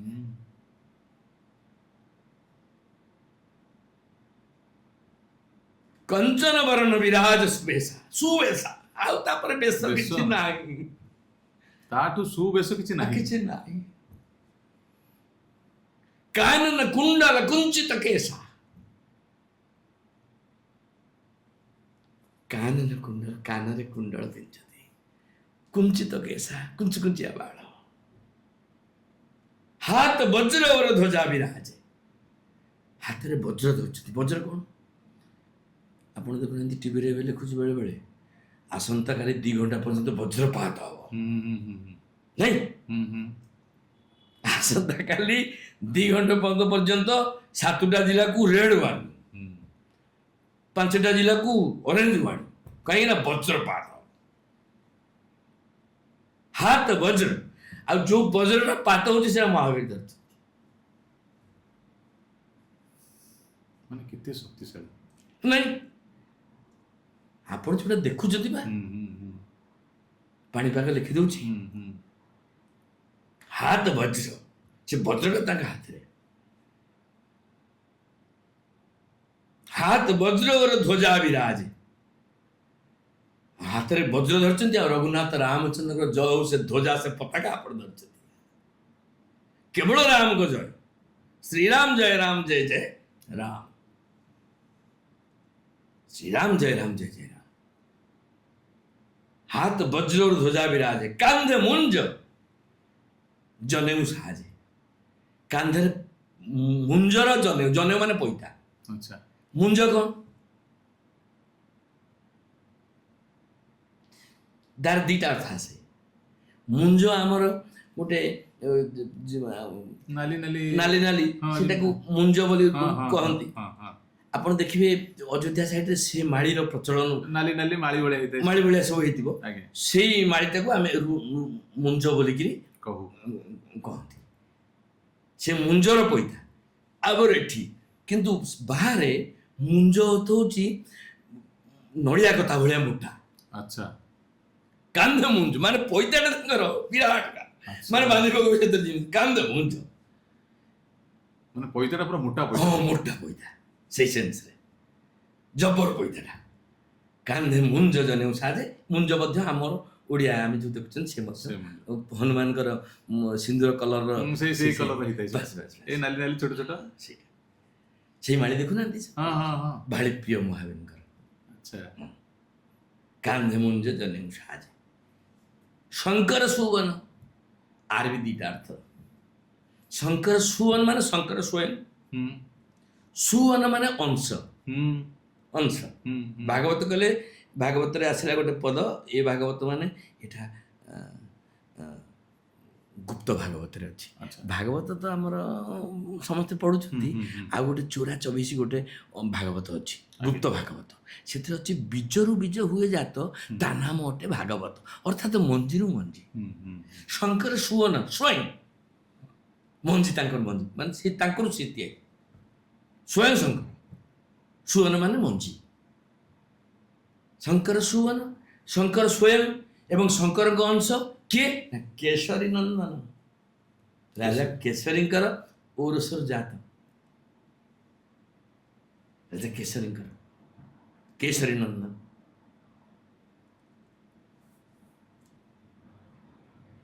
ଶଙ୍କର ସୁବନ କେଶରୀ ନନ୍ଦନ ତେଜ ପ୍ରତାପ, ତାଙ୍କ ପ୍ରତାପ ତାଙ୍କର ତେଜ ଆଗରେ ଆଉ ଅଣଚା ଯେତେ ତେଜ ରହିଲା, ଆପଣଙ୍କ ଆପ ତେଜ ମାନେ ଆପଣଙ୍କ ଆପ ତେଜ, ବାୟୁ ତେଜ, ଅଗ୍ନି ତେଜ, ଯେତେ ତେଜ ଅଛି ସବୁ ତେଜର ପ୍ରତାପୀ ତେଜ ହେଉଛନ୍ତି ମହାବୀର। ସବୁ ତେଜ ତାଙ୍କ ପାଖରେ ସମିଟି ଯାଇଛନ୍ତି, ମାନେ ତାଙ୍କ ଭିତରେ ଲୀନ ହେଇଯାଇଛି। ତେଜ ପ୍ରତାପ, ଯେହେତୁ ସମସ୍ତ ଯାକ ପ୍ରତାପ ଆପଣଙ୍କ ଭିତରେ, ତାର କାରଣ କ'ଣ? ଯେହେତୁ ସମସ୍ତ ଯାକ ପ୍ରତାପ ଆପଣଙ୍କ ପାଖରେ, ତେଣୁ ଆପଣ ଜଗବନ୍ଦନ, ଜଗତରେ ଆପଣ ହିଁ କେବଳ ବନ୍ଦନୀୟ। ତେଜ ପ୍ରତାପ ମହାଜଗ ବନ୍ଦନ, ଏ ଜଗତ ଆପଣଙ୍କୁ ସେଇ ଲାଗି ବନ୍ଦନା କରୁଛି ପ୍ରଭୁ, କାରଣ ଆଉ ତେଜ କୋଉଠି ନାହିଁ। ତେଜ ମାନେ ପାୱାର, ଅନଲିମିଟେଡ ପାୱାର, ପାୱାର ତେଜ। ଯେମିତି ବଜ୍ର ଦେଖିଲେ ତାଙ୍କ ହାତରେ, ଘଡ଼ଘଡ଼ି ମାରିଲା ବେଳକୁ କ'ଣ ଅବସ୍ଥା ଆମର ହଉଛି, ଏଗୁଡ଼ା ସବୁ ତାଙ୍କ ଭିତରେ ତାଙ୍କର। ଆମର ଦେଖୁନାହାନ୍ତି ଗୋଟେ ଯୋଉ ବ୍ରହ୍ମସ୍ତ୍ର, ଏ ଯୋଉ ଏବେ ଯୁଦ୍ଧ ହେଲା, ସେ ଯାଇକିରି 400 କିଲୋମିଟର ସେପଟରେ ଯାଇକିରି ସେ ଟିକେ ମାରିକିରି ଠିକ ଟାର୍ଗେଟରେ କାମ କରିକି ଆସୁଛୁ। ସେ ମୁଁ ଶୁଣୁଥିଲି ଆମର ରକ୍ଷାମନ୍ତ୍ରୀ କହୁଥିଲେ ଯେ ସୁନ୍ଦରକାଣ୍ଡରେ ଗୋଟେ ଲାଇନ ଆସେ ଯେ ଜିନମୟ ମାରା ତେ ମେ ମାରେ ତେଇ ପର ବାନ୍ଧେଉ ତ ନ ତୁ ମାରେ। ଯେ ରାବଣ ପଚାରିଲା କାହିଁ ମୋ ପୁଅକୁ ମାରିବ, ସେ କହିଲେ ଜିନମୟ ମାରା ତେ ମେ ମାରେ, ମତେ ଯିଏ ମାରିଲା ମୁଁ ତାକୁ ମାରିବି। ତେଣୁକରି କାଶ୍ମୀରରୁ ତୁମେ ପାକିସ୍ତାନରୁ ଆସିକିରି ଏଠି ଯେହେତୁ ଆମ ଭିତରେ ବସିକିରି ଆମ ମା ମାନଙ୍କର ସିନ୍ଦୁର ଛଡେଇ ଦେଲ, ତେଣୁକରି ଆମେ ଅପରେସନ ସିନ୍ଦୁର କରୁ। ଜିନମୟ ମାରା ତେ ମେ ମାରେ, ମହାବୀରଙ୍କ ପ୍ରିନ୍ସିପଲ ସବୁବେଳେ ରାମଙ୍କ ପାଖରେ ସମର୍ପିତ ହୁଅ, କିନ୍ତୁ ସାଧାରଣ ଲୋକଙ୍କ ପାଖରେ ମୁଣ୍ଡ ନଇବା ଲୋକ ମହାବୀରଙ୍କ ଭକ୍ତ ହେଇପାରିବେ ନାହିଁ, ତାଙ୍କର ତ କିଛି ଅଭାବ ନାହିଁ, ସେ କାହିଁକି ଆପଣ ମୁଣ୍ଡ ନବାକୁ ଯିବେ। ତେଜ ପ୍ରତାପ ମହାଜଗ ବନ୍ଦନ, ଆଉ ବିଦ୍ୟାବାନ ଗୁନିୟତି ଚାତୁର। ଏମିତି ସେମିତି ନୁହେଁ ଯେ ଖାଲି ଶକ୍ତିଶାଳୀ ତେଜ ସବୁ, ପାଠ ପଢାରେ ବି କିଛି କମ ନୁହେଁ। ବିଦ୍ୟାବାନ, ଯେତେ ବିଦ୍ୟା ସଂସାରରେ ଅଛି, ଯେତେ ପ୍ରକାର ବିଦ୍ୟା ଅଛି, ଯେତେ ବିଦ୍ୟା ମହାବିଦ୍ୟା ଅଘୋରୀ ବିଦ୍ୟା, ଯେତେ ପ୍ରକାର ବିଦ୍ୟା ଅଛି, ବିଦ୍ୟାବାନ ସବୁ ତାଙ୍କଠୁ। ବିଦ୍ୟାବାନ ଯିଏ ହେଲା ସେ ତ ଗୁଣୀ ହବ। ଯାହା ପାଖରେ ନମ୍ରତି ଫଳେ ବୃକ୍ଷା, ଯାହା ପାଖରେ ଗୁଣ ରହିବ ସେ ତ ସେ ଗୁଣୀ ହବ, ଗୁଣୀ ହେଇଯିବ। ଆଉ ଅତି ଚାତୁର, ସାଧାରଣ ଛାତ୍ର ନୁହେଁ। ଆମେ କହିଲେ ହେ ଚାଲାକିଆ ଲୋକଟା, ସିଆଣିଆ ଲୋକଟା, ଚତୁରଟା, ଅତି ଚାତୁର। ଅର୍ଥାତ୍ ଏମିତି ଗୋଟେ କଥା କହିଦେ ମହାବୀରଙ୍କ ପାଖରେ କହିଦେଇ ଚାଲିଯିବ, ମହାବୀର ଜାଣିପାରିବେ ନାହିଁ। କିମ୍ବା ଯିଏ ସଫଳ ଓଡ଼ିଆ କାର୍ଯ୍ୟକ୍ରମ ଆଜି ଦେଖୁଛନ୍ତି, ମହାବୀରଙ୍କ ଭକ୍ତ ହେଇଥିବେ, ହନୁମାନ ଚାଳିଶାକୁ ଠିକ ଭାବରେ ସାଧନ କରିଥିବେ, ତାଙ୍କ ଆଗରେ ଗୋଟେ ଚାଲାକି କରିଦେଇ କିଏ ପଳେଇବ ସେ ଜାଣିପାରିବେନି, ସେ କଥା ବୋଧେ ସମ୍ଭବ ନୁହେଁ। ତାଙ୍କ ଆଗରେ ସବୁ ଚାଲାକ ଧରା ପଡିବ। ଅତି ଚାତୁର, ବିଦ୍ୟାମାନ ଗୁଣୀ ଅତି ଚାତୁର। ଆଉ ରାମ କାଜ କରିବେ ଏକ ଆତୁର, ଗୋଟିଏ ଚିନ୍ତନ, ଗୋଟିଏ ଇଚ୍ଛା, ଗୋଟିଏ ଅଭିପ୍ସା, ଗୋଟିଏ ମନୋଭାବ। କ'ଣ? ରାମ କାର୍ଯ୍ୟ କ'ଣ? ଯେତେ କାର୍ଯ୍ୟ, ଯେତେ ଶୁଭ କାର୍ଯ୍ୟ, ସୁକାର୍ଯ୍ୟ, କୁମତି ନିବାର ସୁମତି କେ ସେମିତି। ଭାଗବତରେ ଗୋଟେ ବଢିଆ ପଦ ଆସେ, କହିଲେ ସୁକର୍ମେ ସାଧୁ ସଙ୍ଗ ହୋଇ কুকর্মে অসাধু মিଳଇ যদি কর্ম ଆପଣ କୁ କରିବେ ତାହେଲେ ଆପଣ ଫ୍ରେଣ୍ଡସିପଟା ମଧ୍ୟ ସେମିତି ସେମିତି ପଡ଼ିଯିବ। ସେମିତି ହେଇଯିବ। ପୁରା ସତ। କୁକର୍ମ କଲେ କୁସଙ୍ଗ ମିଳିବ, ସୁକର୍ମ କଲେ ସୁସଙ୍ଗ ମିଳିବ। ତ ସୁସଙ୍ଗ କରିବା, ସତସଙ୍ଗ କରିବା, ରାମ କାର୍ଯ୍ୟ କରିବା, ଭଗବତ କାର୍ଯ୍ୟ କରିବା, ଭଗବତ ଚିନ୍ତନ କରିବା, ସଂସାର ମଙ୍ଗଳ ଚିନ୍ତା କରିବା ହଉଛି ରାମ କାର୍ଯ୍ୟ। ରାମ କାର୍ଯ୍ୟ କରିବାକୁ ଆତୁର ବ୍ୟଗ୍ର। ଆତୁ ମାନେ ଏମିତି ନୁହେଁ ଯେ ଆଜି ଆପଣ ରାତି 10ଟା ବେଳେ ଟେଲିଫୋନ କଲା ବେଳକୁ ମୁଁ ରାତି 3ଟା ବେଳକୁ କେମିତି ଯିବି। ହୁଁ, ହୁଁ। ଆପଣ ମତେ ଅପେକ୍ଷା କରିଥିବେ କୋଉ ଭାବରେ ମୁଁ ଆସିବା ପାଇଁ ବ୍ୟଗ୍ର। କାହିଁକି ନା ହନୁମାନ କଥା କହିଲି ହୁଁ, ହୁଁ, ହୁଁ, ହୁଁ। ଆତୁର ବ୍ୟଗ୍ର। ନା ସେଠିକି ଯାଇକି ଜଳଖିଆ ଖାଇବି, ଚା ଖାଇବି, ଏ କଥା ନାହିଁ। ନା। କେମିତି କହିବି ଠାକୁରଙ୍କ କଥା ମୋ ଭାବରେ ଭକ୍ତମାନେ ଶୁଣିବେ। ହୁଁ, ହୁଁ। ରାମ କାର୍ଯ୍ୟ କରିବାକୁ ଆତୁର ବ୍ୟଗ୍ର ଦେଖ। ଓରିଡ। ପୁରା ଚାହିଁକି ବସୁଛନ୍ତି ଆଉ ଅନେଇକି ବସୁଛନ୍ତି ଖାଲି ରାମ କାର୍ଯ୍ୟ ଆସିଲା ପରେ। ଆପଣ ଏ କିଛି ସମୟ ପୂର୍ବରୁ ଯେମିତି କହୁଥିଲେ 10 ଜଣେ ଭାଇ ଟେଲିଫୋନ କରିଥିଲେ, କହୁଛନ୍ତି ଆପଣ କାଲି ଆମେ ବି ଆତୁର। ହୁଁ, ହୁଁ, ହୁଁ। କାହିଁକି ଆମ ଭକ୍ତଙ୍କର ମଙ୍ଗଳ ହଉ। ରାମ କାର୍ଯ୍ୟ ଯୋଉଠି ହବ ସେଇଟା ଆତୁରତାର ସହିତ ଯିବା କଥା, ହିସାବରେ ନୁହେଁ। ହିସାବରେ ନୁହେଁ। ନା। 100 ଟଙ୍କା କେତେ ଟଙ୍କା ଦବ, ହୁଁ, କେତେ ହେଲେ ଯିବୁ, ହୁଁ, ହୁଁ। ଆତୁରତା କୋଉଠୁ ରହିଲା? ଏ ତ ନାଇଁ। ବ୍ୟବସାୟ ହେଇଗଲା। ହୁଁ, ହୁଁ। ବ୍ୟବସାୟ ହେଇଗଲା। କରିବା ବାଲାର ଆତୁରତା ଥିଲେ ସେ କାର୍ଯ୍ୟଟାରେ ସକ୍ସେସ୍ ହବ। ହନୁମାନଜୀ ସୁନ୍ଦରକାଣ୍ଡରେ କହିଛନ୍ତି, ମୂଳରୁ ଯାଇନାହାନ୍ତି ଲଙ୍କାକୁ। କଣ କହୁଛନ୍ତି କହିଲେ, ଜବ ମୋଇ ଆବୋ ସୀତା ହି ଦେଖି ହୋଇ କାଜ ମୋଇ ହରସ ବିଶେଷ। ଜାମ୍ବବାନ କହୁଛନ୍ତି ମୁଁ ତ ମୂଳରୁ ଯାଇନା, ତମ ଏତେ ପ୍ରେମ ହେଇଗଲାଣି। କହିଲେ ଜବ ମୋଇ, କହିଲେ ମୁଁ ସୀତା ମାତାଙ୍କୁ ଦେଖିକି ଆସିବି ନିଶ୍ଚିତ। କହିଲେ କେମିତି ନା ହୋଇ କାଜ ମୋଇ ହରସ ବିଶେଷୀ। ଯୋଉ କାର୍ଯ୍ୟକୁ କଲାବେଳେ, ଯୋଉ କାର୍ଯ୍ୟ କରିବାକୁ ଗଲାବେଳେ ଆପଣଙ୍କ ମନରେ ହର୍ଷ ଆସୁଛି, ହୁଁ। ଆପଣଙ୍କ ମନରେ ଉନ୍ମାଦନା ଆସୁଛି, ଆପଣଙ୍କ ମନରେ ଆନନ୍ଦ ଆସୁଛି, ଉତ୍ସାହ ଆସୁଛି। ଆପଣଙ୍କ ଭିତରେ ଆତୁରତା ଆସୁଛି, ସେ କାର୍ଯ୍ୟରେ ଆପଣ ସକ୍ସେସ୍ ହେବେ। ଆନନ୍ଦ ଏକବାର ହରି ହରି ବୋଲ। ରାମ କାର୍ଯ୍ୟ କରିବାକୁ ଆତୁର। ଆଉ ତାପରେ ବଡ କଥାଟା କଣ ଜାଣିଛୁ? ତା ପଢିଲେନି ପଢିନାହାନ୍ତି। ପ୍ରଭୁ ଚରିତ ଶୁଣିବେ କୋ ରସିଆ, ରାମ ଲଖନ ସୀତା ମନ ବସିଆ। ପ୍ରଭୁ ଚରିତ ଶୁଣିବେ କୋ ରସିଆ। ତାଙ୍କୁ ଆପଣ ନେଇ ଅନ୍ୟ କଥା କଣ ଶୁଣିବେ ସେ କଥା ନୁହେଁ। ପ୍ରଭୁଙ୍କ ଚରିତ୍ର ହବା ଦରକାର, ଅର୍ଥାৎ ସୁକାର୍ଯ୍ୟ ହବା ଦରକାର, ଭଗବତ କାର୍ଯ୍ୟ ହବା ଦରକାର, ଜନମଙ୍ଗଳ କାର୍ଯ୍ୟ ହବା ଦରକାର। ପ୍ରଭୁ ଚରିତ୍ର, ପ୍ରଭୁଙ୍କ ରାମ କଥା ଟିକେ ତାକୁ ରାମ ନାମ ତାକୁ ଶୁଣେଇବା ଦରକାର। ରାମ ନାମ ବିନୁ ଗିରାନ ଶୋଭା, ତେଜ ପ୍ରତାପ ତେଜ। ରାମ ନାମ ବିନୁ ଗିରାନ ଶୋଭା। ଭଗବାନ ଭୂଷୁଣ୍ଡ କାକ ପକ୍ଷୀରାଜ ଗରୁଡଙ୍କୁ କହୁଛନ୍ତି ରାମଚରିତ ମାନସରେ। ସେ ପକ୍ଷୀରାଜ ଗରୁଡ ରାମ ନା ଯଦି ବାଣୀରେ ରାମ ନାମ ନାହିଁ, ସେ ଗିରାନ ଶୋଭା, ସେ ବଚନ ନୁହଁ। ବସନହୀନ ନାହିଁ ସୋଇ ସୁରାରି, ସବଭୂଷଣ ଭୂଷିତ ବର ନାରୀ। କହିଲେ ଗୋଟେ ନାରୀ, ସୁନ୍ଦରୀ ନାରୀ, ତାକୁ ଲୁଗା ପିନ୍ଧିବାକୁ ଦେବେ, ତାକୁ ସାୟା ପିନ୍ଧେଇଲେ, ବ୍ଲାଉଜ ପିନ୍ଧେଇଲେ, ଓଢ଼ଣୀ ଦେଲେ, କାନରେ କାନଫୁଲ ଦେଲେ, ହାତରେ ବାଉଟି ଦେଲେ, ସବୁ ପ୍ରକାର ଅଳଙ୍କାରରେ ଆପଣ ସବୁ ପ୍ରକାର ଅଳଙ୍କାର ତାକୁ ସଂସାର ଯେତେ ଅଛି ସେ ସବୁ ପ୍ରକାର ଅଳଙ୍କାର ଦେଇଦେଲେ, କିନ୍ତୁ ବସନଟା ଦେଲେନି। ବସନହୀନ ନାଇଁ ସୋ ସୁରାରୀ, ସବଭୂଷଣ ଭୂଷିତ ବର ନାରୀ। ଅର୍ଥାତ୍ ଗୋଟେ ସୁନ୍ଦରୀ ନାରୀ କି ଅଙ୍ଗରେ ବିଭିନ୍ନ ରକମର ଅଳଙ୍କାର ଭରି ଦେବେ, ଯଦି ବସ୍ତ୍ର ପିନ୍ଧିବାକୁ ଦେବେ ନାହିଁ, ଯେମିତି ସେ ନାରୀ କି ଦେଖିବାକୁ କେହି ଆଗ୍ରହ ପ୍ରକାଶ କରିବେ ନାହିଁ, ଠିକ୍ ସେମିତି ଯେତେ ପାଠ କରନ୍ତୁ, ଯେତେ ଶାସ୍ତ୍ର କରନ୍ତୁ, ଯେତେ କାର୍ଯ୍ୟକ୍ରମ କରନ୍ତୁ, ଯଦି ରାମ ନାମ ବିନୁ ଗିରାନ ଶୋଭା, ଦେଖୁ ବିଚାରି ତ୍ୟାଗୀ ମଦ ମୋହା। ଯଦି ରାବଣକୁ ଏଇଟା କହିଛନ୍ତି ହନୁମାନଜୀ। ହଁ, ରାବଣ କହିଲେନି। ରାବଣ କହିଲେ ତୋର ଗୋଟିଏ ଡିଫେକ୍ଟ। କହିଲେ ତୋର ଗୋଟିଏ ଡିଫେକ୍ଟ। କହିଲେ କଣ ମୋର ଡିଫେକ୍ଟ? ମୋର ଦୋଷ କଣ ତୁ ଦେଖିଲୁ ହନୁମାନ? ଆଉ ରାବଣ ବି ଜାଣିଛି ନା ହନୁମାନ ଯେମିତି ଏକାଦଶ ରୁଦ୍ର ନିଜେ ରାବଣ ଜାଣିଛି ନା। ରାବଣ ସତ୍ସଙ୍ଗ କରିବାକୁ ଚାହୁଁଛି ମହାବୀରଙ୍କ ସାଙ୍ଗରେ। ପଚାରୁଛୁ କ'ଣ କ'ଣ ମୋର ଦୋଷ ଦେଖିଲି, କ'ଣ ମୋର ଦୋଷ ଦେଖିଲି କହିବେ ଇଏ କହିଲା ମୋହ ମୂଳ ବହୁ ଶୂଳ ପ୍ରଦ ତ୍ୟାଗଂ ତମ ଅଭିମାନ ଭଜଂ ରାମ ରଘୁନାୟକ କୃପା ସିନ୍ଧୁ ଭଗବାନ। ସୁନ୍ଦରକାଣ୍ଡ। କହିଲେ ରାବଣ ତୋର କ'ଣ ଦୋଷଟା କହିଲୁ? କହିଲେ ମୋହ ମୂଳ ବହୁ ଶୂଳ ପ୍ରଦ, ଯୋଉ ସବୁବେଳେ ମୁଁ ଏମିତି କରିଦେଲି ମୋ ପୁଅ ମୋ ଝିଅ, ସେଇଟା ମୋହ ମୂଳ ବହୁ ଶୂଳ ପ୍ରଦ ପେନେଟିକ ଦୁଃଖଦାୟକ ଶୂଳ ଶୂଳ ମୋହ ମୂଳ ବହୁ ଶୂଳ ପ୍ରଦ କଷ୍ଟଦାୟକ ମୋହ ମୂଳ ବହୁ ଶୂଳ ପ୍ରଦ ତ୍ୟାଗ ତମ ଅଭିମାନ।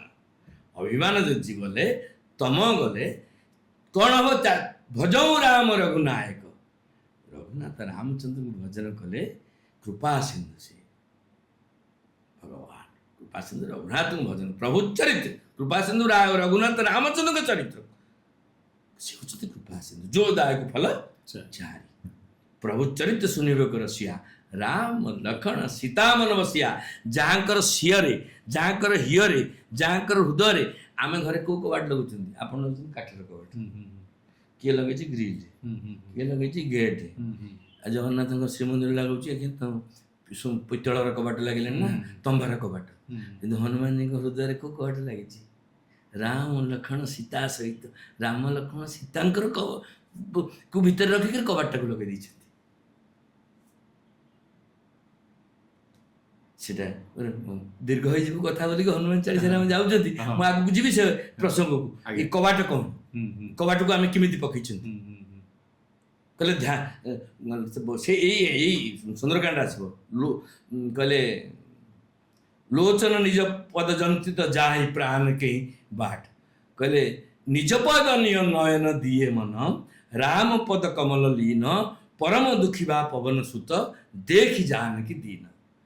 କହିଲେ କବାଟ ନିଜ ପଦ ନୟନ ଦିଏ ମନ, ଅର୍ଥାତ୍ ସୀତାମାତା ଯେତେବେଳେ ରହିଛନ୍ତି ଅଶୋକ ବାଟିକାରେ ନିଜର ନୟନ ଆଖିଟାକୁ ଭାରି ମୂଲ୍ୟବାନ କଥା ଭାଇ। କାଲି ଗୋଟେ ଆମେ ଜାଗାରେ ବସୁ, ସେ ଗଣେଶ ବୋଲି ଆମର ଗୋଟେ ପିଲା ମୋତେ ପଚାରିଲା, ସେ ଗଣେଶ ସୁଶା ବସନ୍ତି ପିଲା କୀର୍ତ୍ତନ ଭଜନ ଟିକେ ହୁଏ, ପଚାରିଲା ମୁଁ ତାଙ୍କୁ ମୋତେ ପଚାରିଲେ ବାବା ମନଟା କେଉଁଠି ଅଛି? ଆମେ କହୁନାହାନ୍ତି ତ ମନଟା ତ ଏଠି ନାହିଁ। ଆମେ କହୁଛୁ ଭାଇ ମନ ଦେଇ ପାଠ ପଢ, ମନଟା ଅଛି କୋଉଠି? ନିଜ ମନ ମୁକୁର ସୁଧାରି ମନଟା କୋଉଠି ଅଛି ଜାଣି ସଭା କରିବି। ମନଟା ନ ଜାଣ ହୁଏ ତ କୋଉ ଶରୀରର କୋଉ ଜାଗାରେ ମନଟା ଅଛି ଏଇଟା ଗୋଟେ ନିହାତି ଗୁରୁତ୍ୱପୂର୍ଣ୍ଣ କଥା ନୁହେଁ କି? ନିହାତି ଗୁରୁତ୍ୱପୂର୍ଣ୍ଣ। କ'ଣ ପେଟରେ ଅଛି ନା ଛାତିରେ ଅଛି ନା ହୃଦୟରେ ଅଛି ନା ଗୋଡ଼ରେ ଅଛି ନା ପାଦରେ ଅଛି ନା ମୁଣ୍ଡରେ ଅଛି, କୋଉଠି ଅଛି? ନୟନ ଦି ଆଖିର ମଝିରେ ଏଇ ଜାଗାରେ ମନଟି ଅଛି। ଆପଣ ମୋତେ ଚାହିଁଛନ୍ତି, ମୁଁ ଆପଣଙ୍କୁ ଚାହୁଁଛି ମାନେ ମୋ ମନ ଆପଣଙ୍କ ପାଖରେ, ଆପଣ ମନ ମୋ ପାଖରେ। ଆଖିଟା ବୁଝି ଦିଅନ୍ତୁ, ମନଟା କୁଆଡ଼େ ପଳେଇଲା। ତେଣୁ ମନଟାକୁ ସବୁବେଳେ ସ୍ଥିର ରଖିବାକୁ ହେଲେ ପ୍ରଭୁ ଚରିତ୍ର ଶୁଣିବାକୁ ରସିଆ ରାମ ଲକ୍ଷ୍ମଣ ସୀତା। କାରଣ ରାମ ଲକ୍ଷ୍ମଣ ସୀତା ତିନି ଜଣ ଯାଙ୍କୁ ହୃଦୟରେ ଯିଏ ବସେଇ ଦେଇଛି ତା ମନଟା ଯିବ କୁଆଡ଼େ? ହୃଦୟ ଭିତରେ ତ ରହିଲା। ଦେଉଳରେ ଥିଲେ ସିନା ମୁଁ ସକାଳୁ ଗଡ଼ୁ ଧରିକି ଫୁଲ ଧରିକି ଚାଙ୍ଗୁଡ଼ି ଧରିକି ଦେଉଳକୁ ଯିବି, ସେ ତ ମୋରି ଭିତରେ। ଦେଖିଲେ ଅଖିଳ ବ୍ରହ୍ମାଣ୍ଡପତି ମୋ ଜୀବନ ସ୍ୱାମୀ ହେ ପରମ ପିତା ମାତା ପ୍ରଭୁ ଅନ୍ତର୍ଯାମୀ। ସୁନ୍ଦରକାଣ୍ଡରେ ସେମିତିଆ ଗୋଟେ ବଢ଼ିଆ ଶ୍ଲୋକ ଅଛି। କହିଲେ ନାନ୍ୟା ସ୍ପୃହା ରଘୁପତେ ହୃଦୟ ସ୍ମଦିଏ ସତ୍ୟଂ ବଦାମି ଚ ଭବନା କିଳନ୍ତରାତ୍ମା। ନାନ୍ୟା ସ୍ପୃହା, ନାନ୍ୟା ସ୍ପୃହା ମାନେ ମୋର କିଛି ଦରକାର ନାହିଁ, ମୋର କିଛି ଦରକାର ନାହିଁ। ମୁଁ କହୁଛି ମୋର କିଛି ଦରକାର ନାହିଁ, କିନ୍ତୁ ପୂଜା ପାଖରେ ବସି ମୁନିଆ ପୁଅ ଟିକେ ପାସ କରିବ ମୁଁ କହୁଛି ଯେ ସେଇଟା କରୁନି ନା। ହନୁମାନ କହୁଛନ୍ତି ନାନ୍ୟା, ହନୁମାନଜୀ କହୁଛନ୍ତି ମୋର ପ୍ରଭୁ ଲଙ୍କାକୁ ଯାଉଛି ସୀତାମାତାକୁ ଦେଖିକି ଆସି, ମୋର ଆଉ କିଛି ଦରକାର ନାହିଁ, ସେ ଗୋଟେ ଇଚ୍ଛା। ହୃଦୟ ସ୍ମଦିଏ, ମୁଁ ହୃଦୟ ଭିତରୁ କହୁଛି। ହୃଦୟରେ କିଏ ଅଛନ୍ତି? ରାମ ଲକ୍ଷ୍ମଣ ସୀତା ସହିତ ହୃଦୟ ବସୁର ଅଛନ୍ତି। ସେ ଜାଗାରେ ଯୋଉଟା ବାହାରିବ ସେଟା ବହୁତ ଭଲ ବାହାରିବ ନାହିଁ। ସତ୍ୟଂ ବଦାମି ଚ ଭବନାଖିଳ ଅନ୍ତରାତ୍ମା, ମୁଁ ସତ୍ୟ କହୁଛି। ସତ୍ୟଂ ବଦାମି, ହେ ଭବନ ଅଖିଳ ଅନ୍ତରାତ୍ମା, ହେ ଅଖିଳ ବ୍ରହ୍ମାଣ୍ଡର ଅନ୍ତରାଯାମୀ, ମୁଁ ଠିକ କହୁଛି ଭୁଲ କହୁଛି ସିନା ରବି ଭାଇ ଜାଣିପାରିବେ ନାହିଁ, ଦର୍ଶକ ଜାଣିପାରିବେ ନାହିଁ, କାହ୍ନା ଜାଣିପାରିବ ନାହିଁ, ପ୍ରଭୁ ଆପଣ ତ ଜାଣିପାରିବେ, କାହିଁକି ନା ଆପଣ ତ ଅନ୍ତର୍ଯ୍ୟାମୀ। ମୁଁ ଅନ୍ତରରେ ଆପଣଙ୍କୁ ରଖିଛି କି ନ ରଖିଛି ସଂସାର ନ ଜାଣିପାରେ। You know better whether I am there or not।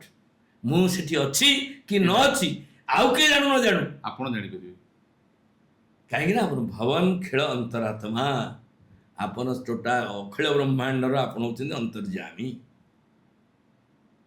ପ୍ରଭୁ ଚରିତ ଶୁଣିବାକୁ ରସିଆ, ରାମ ଲକ୍ଷ୍ମଣ ସୀତା ମନ ରସିଆ। ପ୍ରଭୁ ସୂକ୍ଷ୍ମ ରୂପ ଧରି ଶିବନି ଦେଖାବା।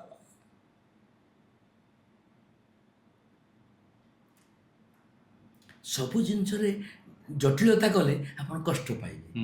ସବୁ ଜିନିଷରେ ସୂକ୍ଷ୍ମ ହେବା ଦରକାର। ନିହାତି ଭାବରେ। ଯେତେ କଥାକୁ ଆପଣ ସବୁ ପତି ପତ୍ନୀ ସୂକ୍ଷ୍ମରେ। ଭିତରେ ବି ଦେଖନ୍ତୁ, ହଁ ସେ କଥାଟାକୁ ଆପଣ ମାଜିଲେ ସେ ଘରେ ଝଗଡ଼ାଟା ହୁଁ। ସୂକ୍ଷ୍ମ, ତାହେଲେ ଠିକ ଅଛି ଯାହା ହେଲା ଚାଲ। ହୁଁ। ଅତି ସରଳ ଏଟା ହେଉଛି ସୂକ୍ଷ୍ମ, ଯୋଉଥିରେ ସୂକ୍ଷ୍ମ ରୂପ ହେଇକିରି ହନୁମାନଜୀ ଯାଇଥିଲେ ଲଙ୍କାକୁ। ଲଙ୍କାକୁ ଗଲାବେଳେ ସୂକ୍ଷ୍ମ ରୂପ, ଛୋଟ ସୂକ୍ଷ୍ମ ରୂପ। ରୂପ ଧରି ହଁ, ସୀତାଙ୍କୁ ହଁ। ସୀତାଙ୍କୁ ଦେଖିବାକୁ ଯାଇଥିଲେ। ସୂକ୍ଷ୍ମ ରୂପ ମାନେ କେମିତି ରୂପ କହିଲେ? ଛୋଟ ହେଇଯାଇଥିଲେ ସେଇଟା ନୁହେଁ ତ, ସୂକ୍ଷ୍ମ ମାନେ ତ ଅତି ଛୋଟ, ପୁରା ଛୋଟ ହେଇଯାଇଥିଲେ। କିନ୍ତୁ ରୂପଟା କ'ଣ? ସୁନ୍ଦରକାଣ୍ଡ ସେଟା ଆସିବ। ଆଚ୍ଛା। ମଶକ ସମାନ ରୂପ କପି ଧରି ଲଙ୍କ ହି ଚଲେ ସୁମରି ନର ହରି।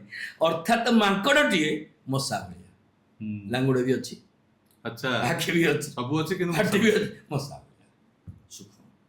ଗୋଟେ ମାଙ୍କଡ ଯଦି ସୂକ୍ଷ୍ମ ମଶା ହେଇଯାଏ, ତାର ଅବସ୍ଥା ଯେମିତି ଯାହା, ଆମେ ଯେତେ ଶକ୍ତି ଥାଉ, ଯେତେ ଜ୍ଞାନ ଥାଉ, ଯେତେ ବୁଦ୍ଧି ଥାଉ, ଯେତେ ଧନ ଥାଉ, ଯେତେ ସମ୍ପତ୍ତି ହଉ, ହନୁମାନ ଚାଳିଶା କଲାବେଳେ ସୂକ୍ଷ୍ମ ହେଇଯିବା ଦରକାର। ମୋର କିଛି ନାହିଁ, ଟୋଟାଲ ଏମିତି ସୂକ୍ଷ୍ମ। ସେଇଥିରେ ହେଲେ ଆପଣ ସୀତାଙ୍କୁ, ସୀତା ହେଉଛନ୍ତି ଭକ୍ତି। ସୀତା କ'ଣ? ସୀତା ଶବ୍ଦର ଅର୍ଥ ଭକ୍ତି। ସୂକ୍ଷ୍ମ ରୂପ ଧରି ସିଂହ, ଆପଣ ସୂକ୍ଷ୍ମ ହେଲେ ମାଙ୍କୁ ପାଇବେ। ସୂକ୍ଷ୍ମ ରୂପ ଧରି ସିଂହ ଦେଖା ହେବା, ଆଉ ବିକଟ ରୂପ ଧରି ଲଙ୍କା ଧରା ହେବା। ବଦମାସି କଲେ ଆପଣ ଜାଣିଦେବେ। ବିକଟ ରୂପ ହେଇକି ଲଙ୍କା ବିକଟ ରୂପ ଧରି ଲଙ୍କା ଧରା ହେବା। ଯେତେବେଳେ ହନୁମାନଜୀ ବିରାଟ ରୂପ ଧାରଣ କଲେ, ହନୁମାନଜୀ ଯେତେବେଳେ ଲଙ୍କା ଅଶୋକ ବଟିକାକୁ ନଷ୍ଟ କଲେ, ଯେତେବେଳେ ନଷ୍ଟ କଲେ, ଅକ୍ଷୟ କୁମାରକୁ ପଠେଇକି ତାକୁ, ଅକ୍ଷୟ କୁମାର ସେତେବେଳେ ମରିଗଲାଣି, ଆଉ ଇନ୍ଦ୍ରଜିତକୁ ପଠେଇକି ବାନ୍ଧିକି ନେଇ ଆସିଛନ୍ତି। ନାଗ ପାଶରେ ବାନ୍ଧିକି ହନୁମାନଜୀକି ନେଇ ଆସିଛନ୍ତି। ରଘୁନାଥଙ୍କ ପାଖରେ ଯେଉଁ ରାବଣ ପାଖରେ ନେଇକି ଛାଡ଼ି ଦେଇଛନ୍ତି। ରାବଣ ଚାହିଁଲା, ହେଲେ ହନୁମାନଜୀ ଦେଖୁଛନ୍ତି ରାବଣ ଚାହିଁଛି, ହନୁମାନଜୀ ତାକୁ ଚାହିଁଛନ୍ତି। ହନୁମାନଜୀ ଅଛନ୍ତି ସେ ଲାଙ୍ଗୁଟାକୁ ଧରିକି ଚୁଚୁମି ଦେଉଛନ୍ତି, ଲାଙ୍ଗୁଟା ଧରିକି ଚୁଚୁମି ଦେଉଛନ୍ତି। ରାବଣ ବାରମ୍ବାର ଦେଖିଲା, ଲାଙ୍ଗୁଟା କ'ଣ ଚୁଚୁମୁଛି? କହିଲା କପିକେ ମମତା ପୁଞ୍ଛ କର, ये माकुट लांगुटा होती माँ पार्वती, शक्ति तार प्रिय से निआ लगेगा। विकट रूप धरी जिते निआ लगेदे लंका छारखार हो। लांगुड़ लांगुड़ जहाँ लंका को जाली छारखार कर लांगुड़ ही कर, कहीं से होती माँ पार्वती। विकट रूप लंका जरा आ भीम रूप धरी असुर संहार। राक्षस मैंने देखुं लंकागढ़ जी लांगुड़ तार ता काम कर विराट भीम का शरीर जहाँ धरती फोड़ दे समुद्र भर जहाँ फोड़ दे एकदम सांघातिक रूप धारण भीम कई गोटे सामना को हनुमान जी पाक जापार ना। सूक्ष्म रूप धरी सिंह देखा, विकट रूप धरी लंका धरा, भीम रूप धरी असुर संहार। असल मूल मंत्रटी हूँ रामचंद्र के कार्य संहार। जोटी राम काम पड़ो से दरकार पड़े विकट रूप हम, दरकार पड़े भीम रूप हम, दरकार पड़े सूक्ष्म रूप हम। आगे ट्रायल टा सूक्ष्म रूप ना विकट हम ना भीम। भीम भीम माने महापराक्रम, महावीर, महावीर। सूक्ष्म रूप धरी सिंह दिखावा, विकट रूप धरी लंका जलावा, भीम रूप धरी असुर संहार, रामचंद्र के काज संहारे। तापरे लाय संजीवनी लखन जीवाय, श्री रघुवीर हर सूरी। लाय संजीवन लखन जियाय, श्री रघुवीर हर सिर लाय। लाय संजीवन लखन जियाय, ଶକ୍ତିଭେଦ ହେଇଯାଇଛି ଲକ୍ଷ୍ମଣଙ୍କୁ। ରାବଣ ଶକ୍ତିଭେଦ କରିଛି, ଲକ୍ଷ୍ମଣ ପଡ଼ିଛନ୍ତି, ରଘୁନାଥ କାନ୍ଦୁଛନ୍ତି। ରଘୁନାଥ ରାମଚନ୍ଦ୍ର ତ ଲୀଳା କରୁଥିଲେ ନା, ସେ କଥା କହିବା ସୁନ୍ଦରକାଣ୍ଡ ହେଲା ବେଳକୁ ସେ କଥା ଆସିବ, କହିବା ଭକ୍ତମାନେ ଆମର ଶ୍ରୋତାମାନେ ଶୁଣିବେ। ଲୀଳା ରାମ କରିଛନ୍ତି। ଯେତେବେଳେ ଲକ୍ଷ୍ମଣଙ୍କୁ ଶକ୍ତିଭେଦ ହେଇଗଲା, ରାମ କାନ୍ଦିଲେ। ମହାବୀର ଆସି ପହଞ୍ଚିଲେ, କ'ଣ ପ୍ରଭୁ ନା ଲକ୍ଷ୍ମଣଙ୍କୁ ଶକ୍ତିଭେଦ ହେଇଛି, କ'ଣ କରାଯିବ? ଡାକ୍ତର ଡାକ, ବୈଦ୍ୟ ଡାକ। ଯେତେ ଯେ ବୈଦ୍ୟ ଡାକିଲେ ଏଠି ଏପଟେ ଆମର ଆଉ ଡାକ୍ତରଖାନା ଭଲ ନାହିଁ। ବୈଦ୍ୟ ଆଉ କାମ କଲେନି। କହିଲେ ଲଙ୍କାରୁ ଡାକ୍ତରଖାନାରୁ ଡାକ୍ତର ଆଣ। ଲଙ୍କାରୁ ଡାକ୍ତରଖାନାକୁ କିଏ ଯିବ ଆଣିବା ପାଇଁ? ଲଙ୍କାରେ ତ ଯୁଦ୍ଧ ଚାଲିଛି ବର୍ତ୍ତମାନ, ଭାରତ ପାକିସ୍ତାନ ଯୁଦ୍ଧ। ଆଉ ସେମିତି ପାକିସ୍ତାନ ଭିତରୁ ପଶିଗଲା। ଆମର ଜଣେ ଅଫିସର ପଶି ଯାଇଥିଲା ବୋଲି ତାକୁ 4 ଦିନ ଆରେଷ୍ଟ କରି ରଖିଲେ। ଆଉ ଏ ହନୁମାନ କିଏ ଯିବ ସେଠିକି? ରାମଜୀ ରଘୁନାଥ ପ୍ରଭୁ ଚିନ୍ତାରେ ପଡ଼ିଛନ୍ତି, ଲକ୍ଷ୍ମଣଙ୍କୁ ଶକ୍ତିଭେଦ ହେଇଯାଇଛି।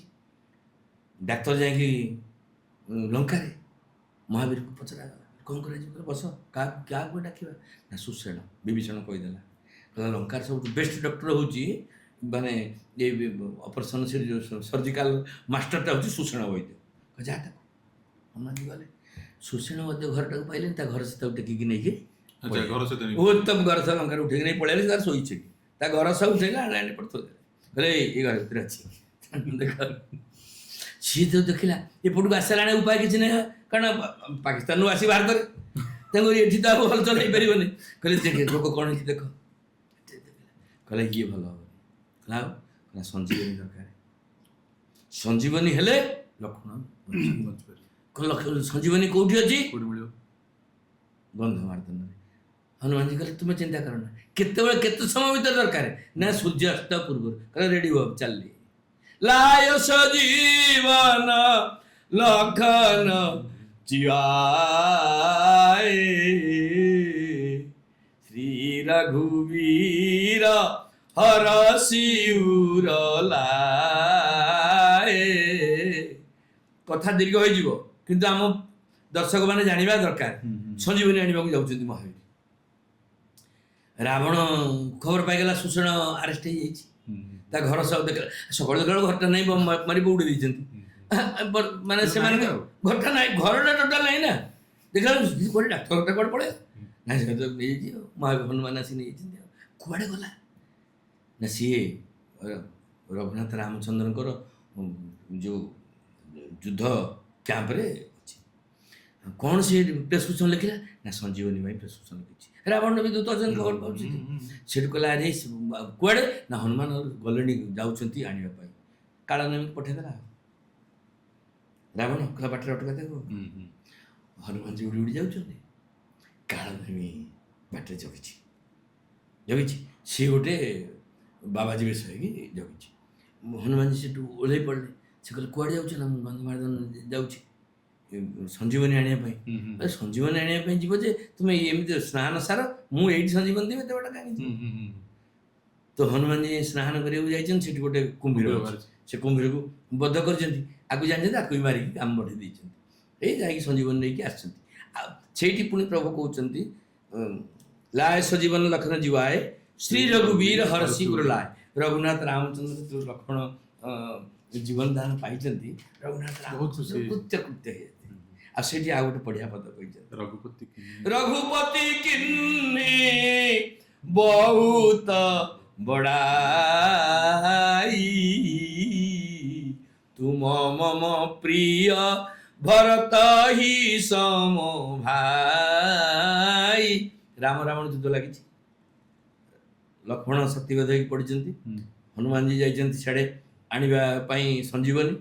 ରାବଣ ତାର ସାଟେଲାଇଟ୍ ଲଗେଇକି ପୁରା ଜିନିଷ ବସିକି ସିସିଟିଭିରେ ଦେଖୁଛି। ଭରତ ମହାପ୍ରଭୁ ତ ଘର ଛାଡ଼ି ଦେଇଛନ୍ତି।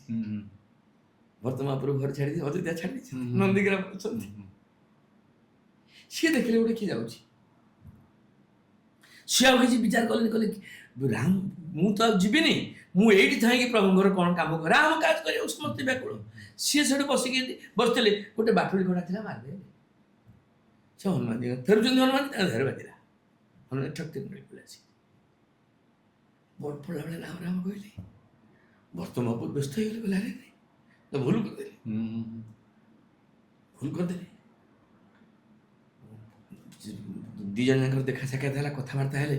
ଭରତ ମହାପ୍ରଭୁ କହିଲେ ସିଏ କହିଲେ ଯେ ମୁଁ ହନୁମାନ ଲକ୍ଷ୍ମଣଙ୍କର ଏମିତି ହେଇଛି, ଲକ୍ଷ୍ମଣ ମୋ ଭାଇ, ଇଏ ଯେଉଁ ଚିହ୍ନା ପରିଚିତ ହେଲା ଭିତରେ ଭରତ ବ୍ୟସ୍ତ ହୋଇଗଲେ। କହିଲେ ଆପଣ ଜମା ବ୍ୟସ୍ତ ହୁଅନ୍ତୁନି, ଆପଣ ଏଇ ବାଟୁଳି ଉପରେ ଟିକେ ବସନ୍ତୁ। ଆଚ୍ଛା, କହିଲେ ଏଇ ବାଟୁଳି ଉପରେ ଟିକେ ବସନ୍ତୁ। ବାଟୁଳି ଉପରେ ବସଛନ୍ତି, ଭରତ ମାରିଦେଲେ। ରାତି ପାଇଁ ଯାଇକି ହନୁମାନଜୀ ପହଞ୍ଚିଗଲେ। ସେଠି କହୁଛନ୍ତି ତୁମ ମମ ପ୍ରିୟ ଭରତ ହି ସମ ଭାଇ, ତୁମଠୁ ମୋର ପ୍ରିୟ କେହି ନାହାନ୍ତି, ଭରତ ମଧ୍ୟ ତାର ପ୍ରିୟ କେହି ନାହାନ୍ତି। ସେଠି ଥାଇକି ମଧ୍ୟ ସେ ଆମକୁ କାର୍ଯ୍ୟରେ ସହଯୋଗ କଲେ। ସହସ ବଦନ ତୁମାର ଯଶ ଗାवे। ସହସ ବଦନ, ସହସ ବଦନ ମାନେ ଶେଷ ନାରାୟଣ ଅନନ୍ତ, ଯାହାଙ୍କର ସହସ୍ର ଫଣା। ସହସ୍ର ବଦନ, ସମସ୍ତ ସହସ୍ର ବଦନରେ ଆପଣଙ୍କ ଯଶ ସେ ଗାଉଛନ୍ତି। ଶହ ଶହ ବଦନରେ, ହଜାର ହଜାର ବଦନରେ, ଲକ୍ଷ ଲକ୍ଷ ବଦନରେ, କୋଟି କୋଟି ବଦନରେ ମଧ୍ୟ ଆପଣଙ୍କର ଯଶକୁ ଯଦି ଗାନ କରାଯାଏ ତଥାପି ସରିବନି। ସହସ ବଦନ ତୁମାର ଯଶ ଗାवे, ଅଶୋକଇ ଶ୍ରୀପତି। ଶ୍ରୀପତି କିଏ? ରଘୁନାଥ ରାମଚନ୍ଦ୍ର ଶ୍ରୀପତି। कंठ लगावे हनुमान जी के आलिंगन कर। सहस बदन तुम्हार जस गावे, अशोक स्त्रीपति कंठ लगावे, शनकादिक ब्रह्मादि मुनीसा नारद सारद सहित समस्त ऊपर पार्पण कर दिया महावीर। शनकादिक ये समस्त सनक सनंदन सनातन जिते अच्छा शनकादिक ब्रह्मादि मुनीसा नारद सारद सहित अहिसा, अहिसा माने शेष नारायण सहित अहिसा।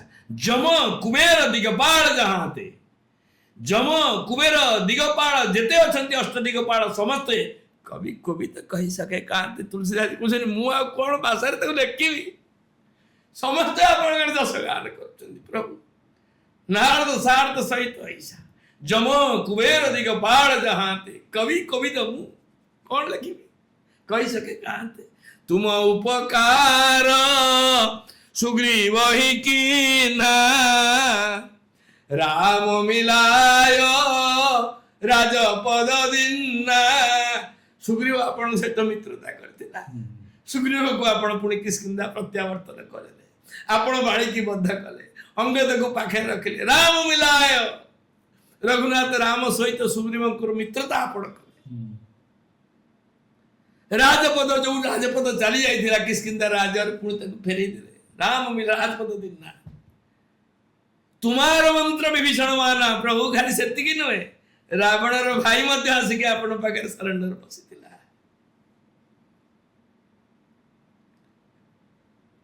महावीर सहित विभीषण लंका रे फास्ट देखा है। जेतेबेले से लंका को जाइथिले सेतेबेले माने जानिया को पाइले कि राम राम राम राम शब्द बोली कोड से ना। अच्छा, सुंदरकांड तो से कथा आसीबो, तथापि आमे टिके समय को भाବରେ कहिदेबा लोकंकर आतुरता जो व्यग्रता थिबो जानिबा पई। हनुमान जी लंका को चली जाइछथि, मशक समान मशा भलिया रूप धारण करिकिरी लंका भीतर प्रवेश करि जाइछथि। सीता माता कोठी अछंती बोली खोजुछथि, मंदिर मंदिर प्रति करी सोदा। अच्छा, सब मंदिर भीतर जाई खोजुछथि सीता कोठी अछंती बोली। मंदिर माने टी घर। अच्छा, घर घर बोलछथि, घर घर मंदिर मंदिर। कानी सीता माता को जोटी खोजा जाए सेटा साधारण घर नु, सेटा मंदिर हेतिबो बोली हनुमान जी को धारणा। अच्छा, आमे भक्ति की जोटी खोजिबा that must be a temple. हां, जोटी भजन होची, जोटी कीर्तन होची, दैट सेटा ଗୋଟେ मंदिर। मंदिर मंदिर मंदिर प्रति करी शोधा, देख जहाँ तो अगणित योद्धा। खाली योद्धा माने राक्षस माने किए मांस खाऊची, किए मद्य भक्षण करूची चलछंती। आपण एबे सब मंदिर रबाई देखु नांती, मंदिर मैनेजमेंट भीतर केते विशृंखला। आपण एबिने भी हम जगन्नाथ मंदिर रे देखो, सब बड़े लिंगराज मंदिर रे देखंतु, राम मंदिर रे देखंतु। हां, विशृंखला मैनेजमेंट सब डिस्ट्रीब्यूट वर्तमान काहे हम मंदिर रे आ ठाकुर नांती, योद्धा माने अर्थ पिपासु लोक माने ମନ୍ଦିରର ପରିଚାଳନା ଦାୟିତ୍ୱରେ ବର୍ତ୍ତମାନ ଅଛନ୍ତି। ତ ହନୁମାନଜୀ ଯାଇକିରି ଲଙ୍କାଗଡ଼ ଭିତରେ ତଳେ ସୀତାମାତାଙ୍କୁ ଖୋଜୁଛନ୍ତି, ମନ୍ଦିର ଯୋଉ ଖୋଜିଲେ, ଦେଖେ ଜମତ ଅଗଣିତ ଯୋଦ୍ଧା ଗୟଉ ଦଶାନନ ମନ୍ଦିର ମାଇ, ରାବଣ ଘର ଭିତରୁ ବସିଗଲେ। ଅତି ବିଚିତ୍ର କହି ଯା, ଦେଖିଦେଲା ରାବଣ ଭିତରୁ ବସିଲାକୁ ରାବଣର ମୁଣ୍ଡ କେତେଟା? 10ଟା। ହାତ କେତେଟା? 20ଟା। କିନ୍ତୁ 10ଟା ମୁଣ୍ଡ 20ଟା ହାତ, ସେ ଯୋଉ ତକିଆଟାରେ ଶୋଇଥିବ, ସେ ଖଟଟା ଯେତେ ବଡ ହେଇଥିବ, ସିଏ 20ଟା ହାତରେ ପାଣି ପିଇବାର ଯୋଉ ଗ୍ଲାସଟା ଯେମିତିଆ, ମାନେ ଅତି ବିଚିତ୍ର। 10ଟା ମୁଣ୍ଡ ଥିବା ଲୋକଟା ଶୋଉଥିବା ଖଟ, ସେ ଘର କେମିତିଆ ହେଇଥିବ? ଅତି ବିଚିତ୍ର କହି ଯାହା ତ ଶୁନାହିଁ, ଶୟନ କିଏ ଦେଖା କବିତା, ଏଇ ମନ୍ଦିର ମୌନ ଦେଖି ବହି ଦେଇ ମାଙ୍କୁ କୋଉଠି ପାଇଲେ ନାହିଁ। ସେତେବେଳେ ରାତି ପାଇଯାଉଛି, ସକାଳ ହେଇଗଲାଣି। ଗୋଟେ ବିଚିତ୍ର ଦୃଶ୍ୟ ଲଙ୍କାରେ ଦେଖିଲେ, କହିଲେ ଭବନ ପୁନି ଦୀଖ ସୁହାବା, ହରି ମନ୍ଦିର ତହଭୀର୍ଣ୍ଣ ବନାବା। କହିଲେ ମନ୍ଦିର ଆଗେ ତୁଳସୀ କଣ ଲେଖିଲେ? କହିଲେ ମନ୍ଦିର ମନ୍ଦିର ଦେଖିଲେ, ସେଠି ଯୋଦ୍ଧା ମାନଙ୍କୁ ଦେଖିଲେ।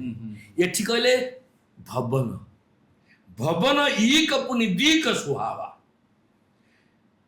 ଭବନ କିଏ? ଯିଏ ଘର ବି କରିଛି, ଘର ପାଖରେ ଗୋଟେ ମନ୍ଦିର ବି କରିଛି। ଭବନ ମାନେ ଘରେ ଯୋଉ ଘରେ ଆମେ ଶୋଉଛନ୍ତି, ଖାଉଛନ୍ତି, ପିନ୍ଧୁଛନ୍ତି, ସେଇ ଘରଟା ଘର ହବ, କିନ୍ତୁ ମନ୍ଦିରଟା it should be depart from house.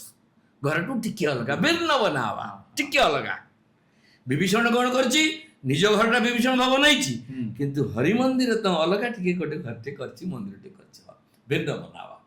ଯୋଉ ଘରେ ମନ୍ଦିର ଅଛି, ଯୋଉ ଘରେ ତୁଳସୀ ଚଉରା ଅଛି, ସେ ଘରଟା ତ ନିଶ୍ଚୟ ସୁନ୍ଦର ଲାଗିବ। ତ ହନୁମାନଜୀ ଦେଖିଦେଲେ, ଭିନ୍ନ ଅଲଗା ଟିକେ ଦେଖିଦେଲେ, କହିଲେ ଲଙ୍କାରେ ତ ଲଙ୍କା ନିଶିଚର ନିକର ନିବାସ, ଲଙ୍କାରେ ତ ରାକ୍ଷସ ମାନେ ଚଳିବା କଥା, ଇଏ ଗୋଟେ ମନ୍ଦିର କୋଉଠୁ ଆସିଲା? ସେ ମନ୍ଦିର ପାଖରେ ଯାଇ ପହଞ୍ଚିକି, ସେ ଗେଟ୍ ପାଖରେ ପହଞ୍ଚିଲେ, ଘର ଭିତରକୁ ପଶିବେ, ମନ୍ଦିରକୁ ଦେଖିବେ।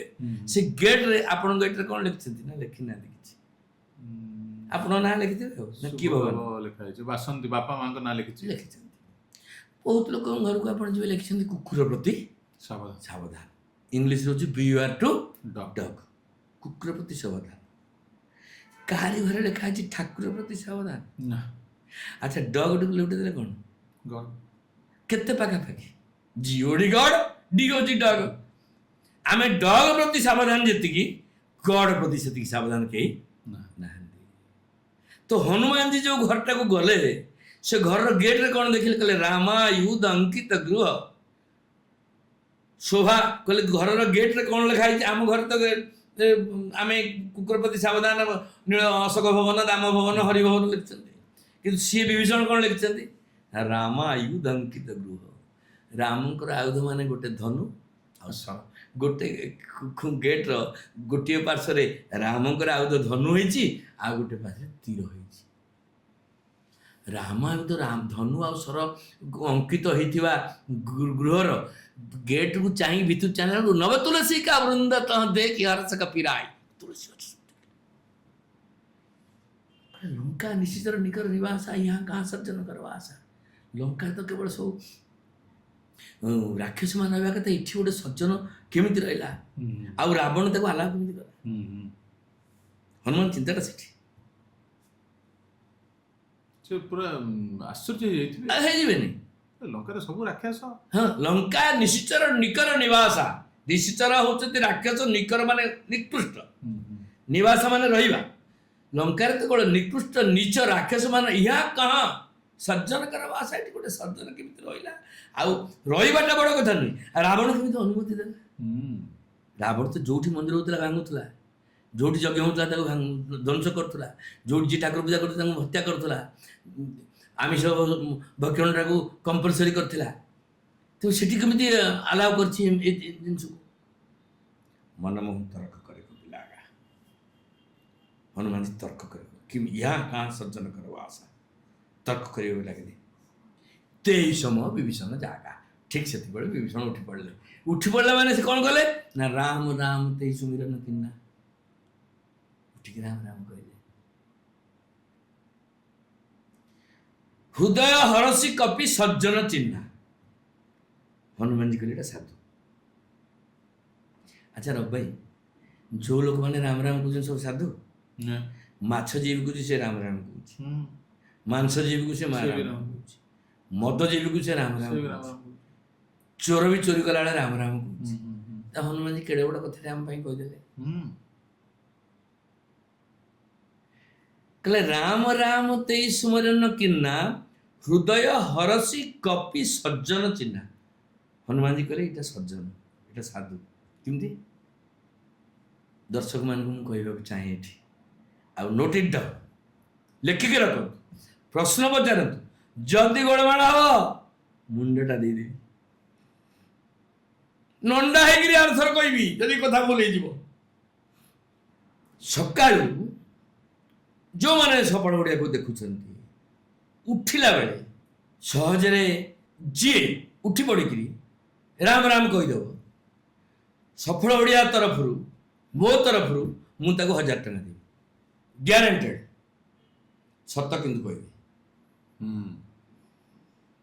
जे उठिबो तो राम राम कही कारण विभीषण कहले बोले हनुमान देव सज्जन कहले आमे तो हनुमान के भक्त आमे तो महाविभीषण अच्छु ये कलिजुगर तो आप सज्जन कहले आपको खुशी लगे मोर 1000 देले आपको खुशी लगे मु 1000 टଙ୍କା देवी घोषणा कर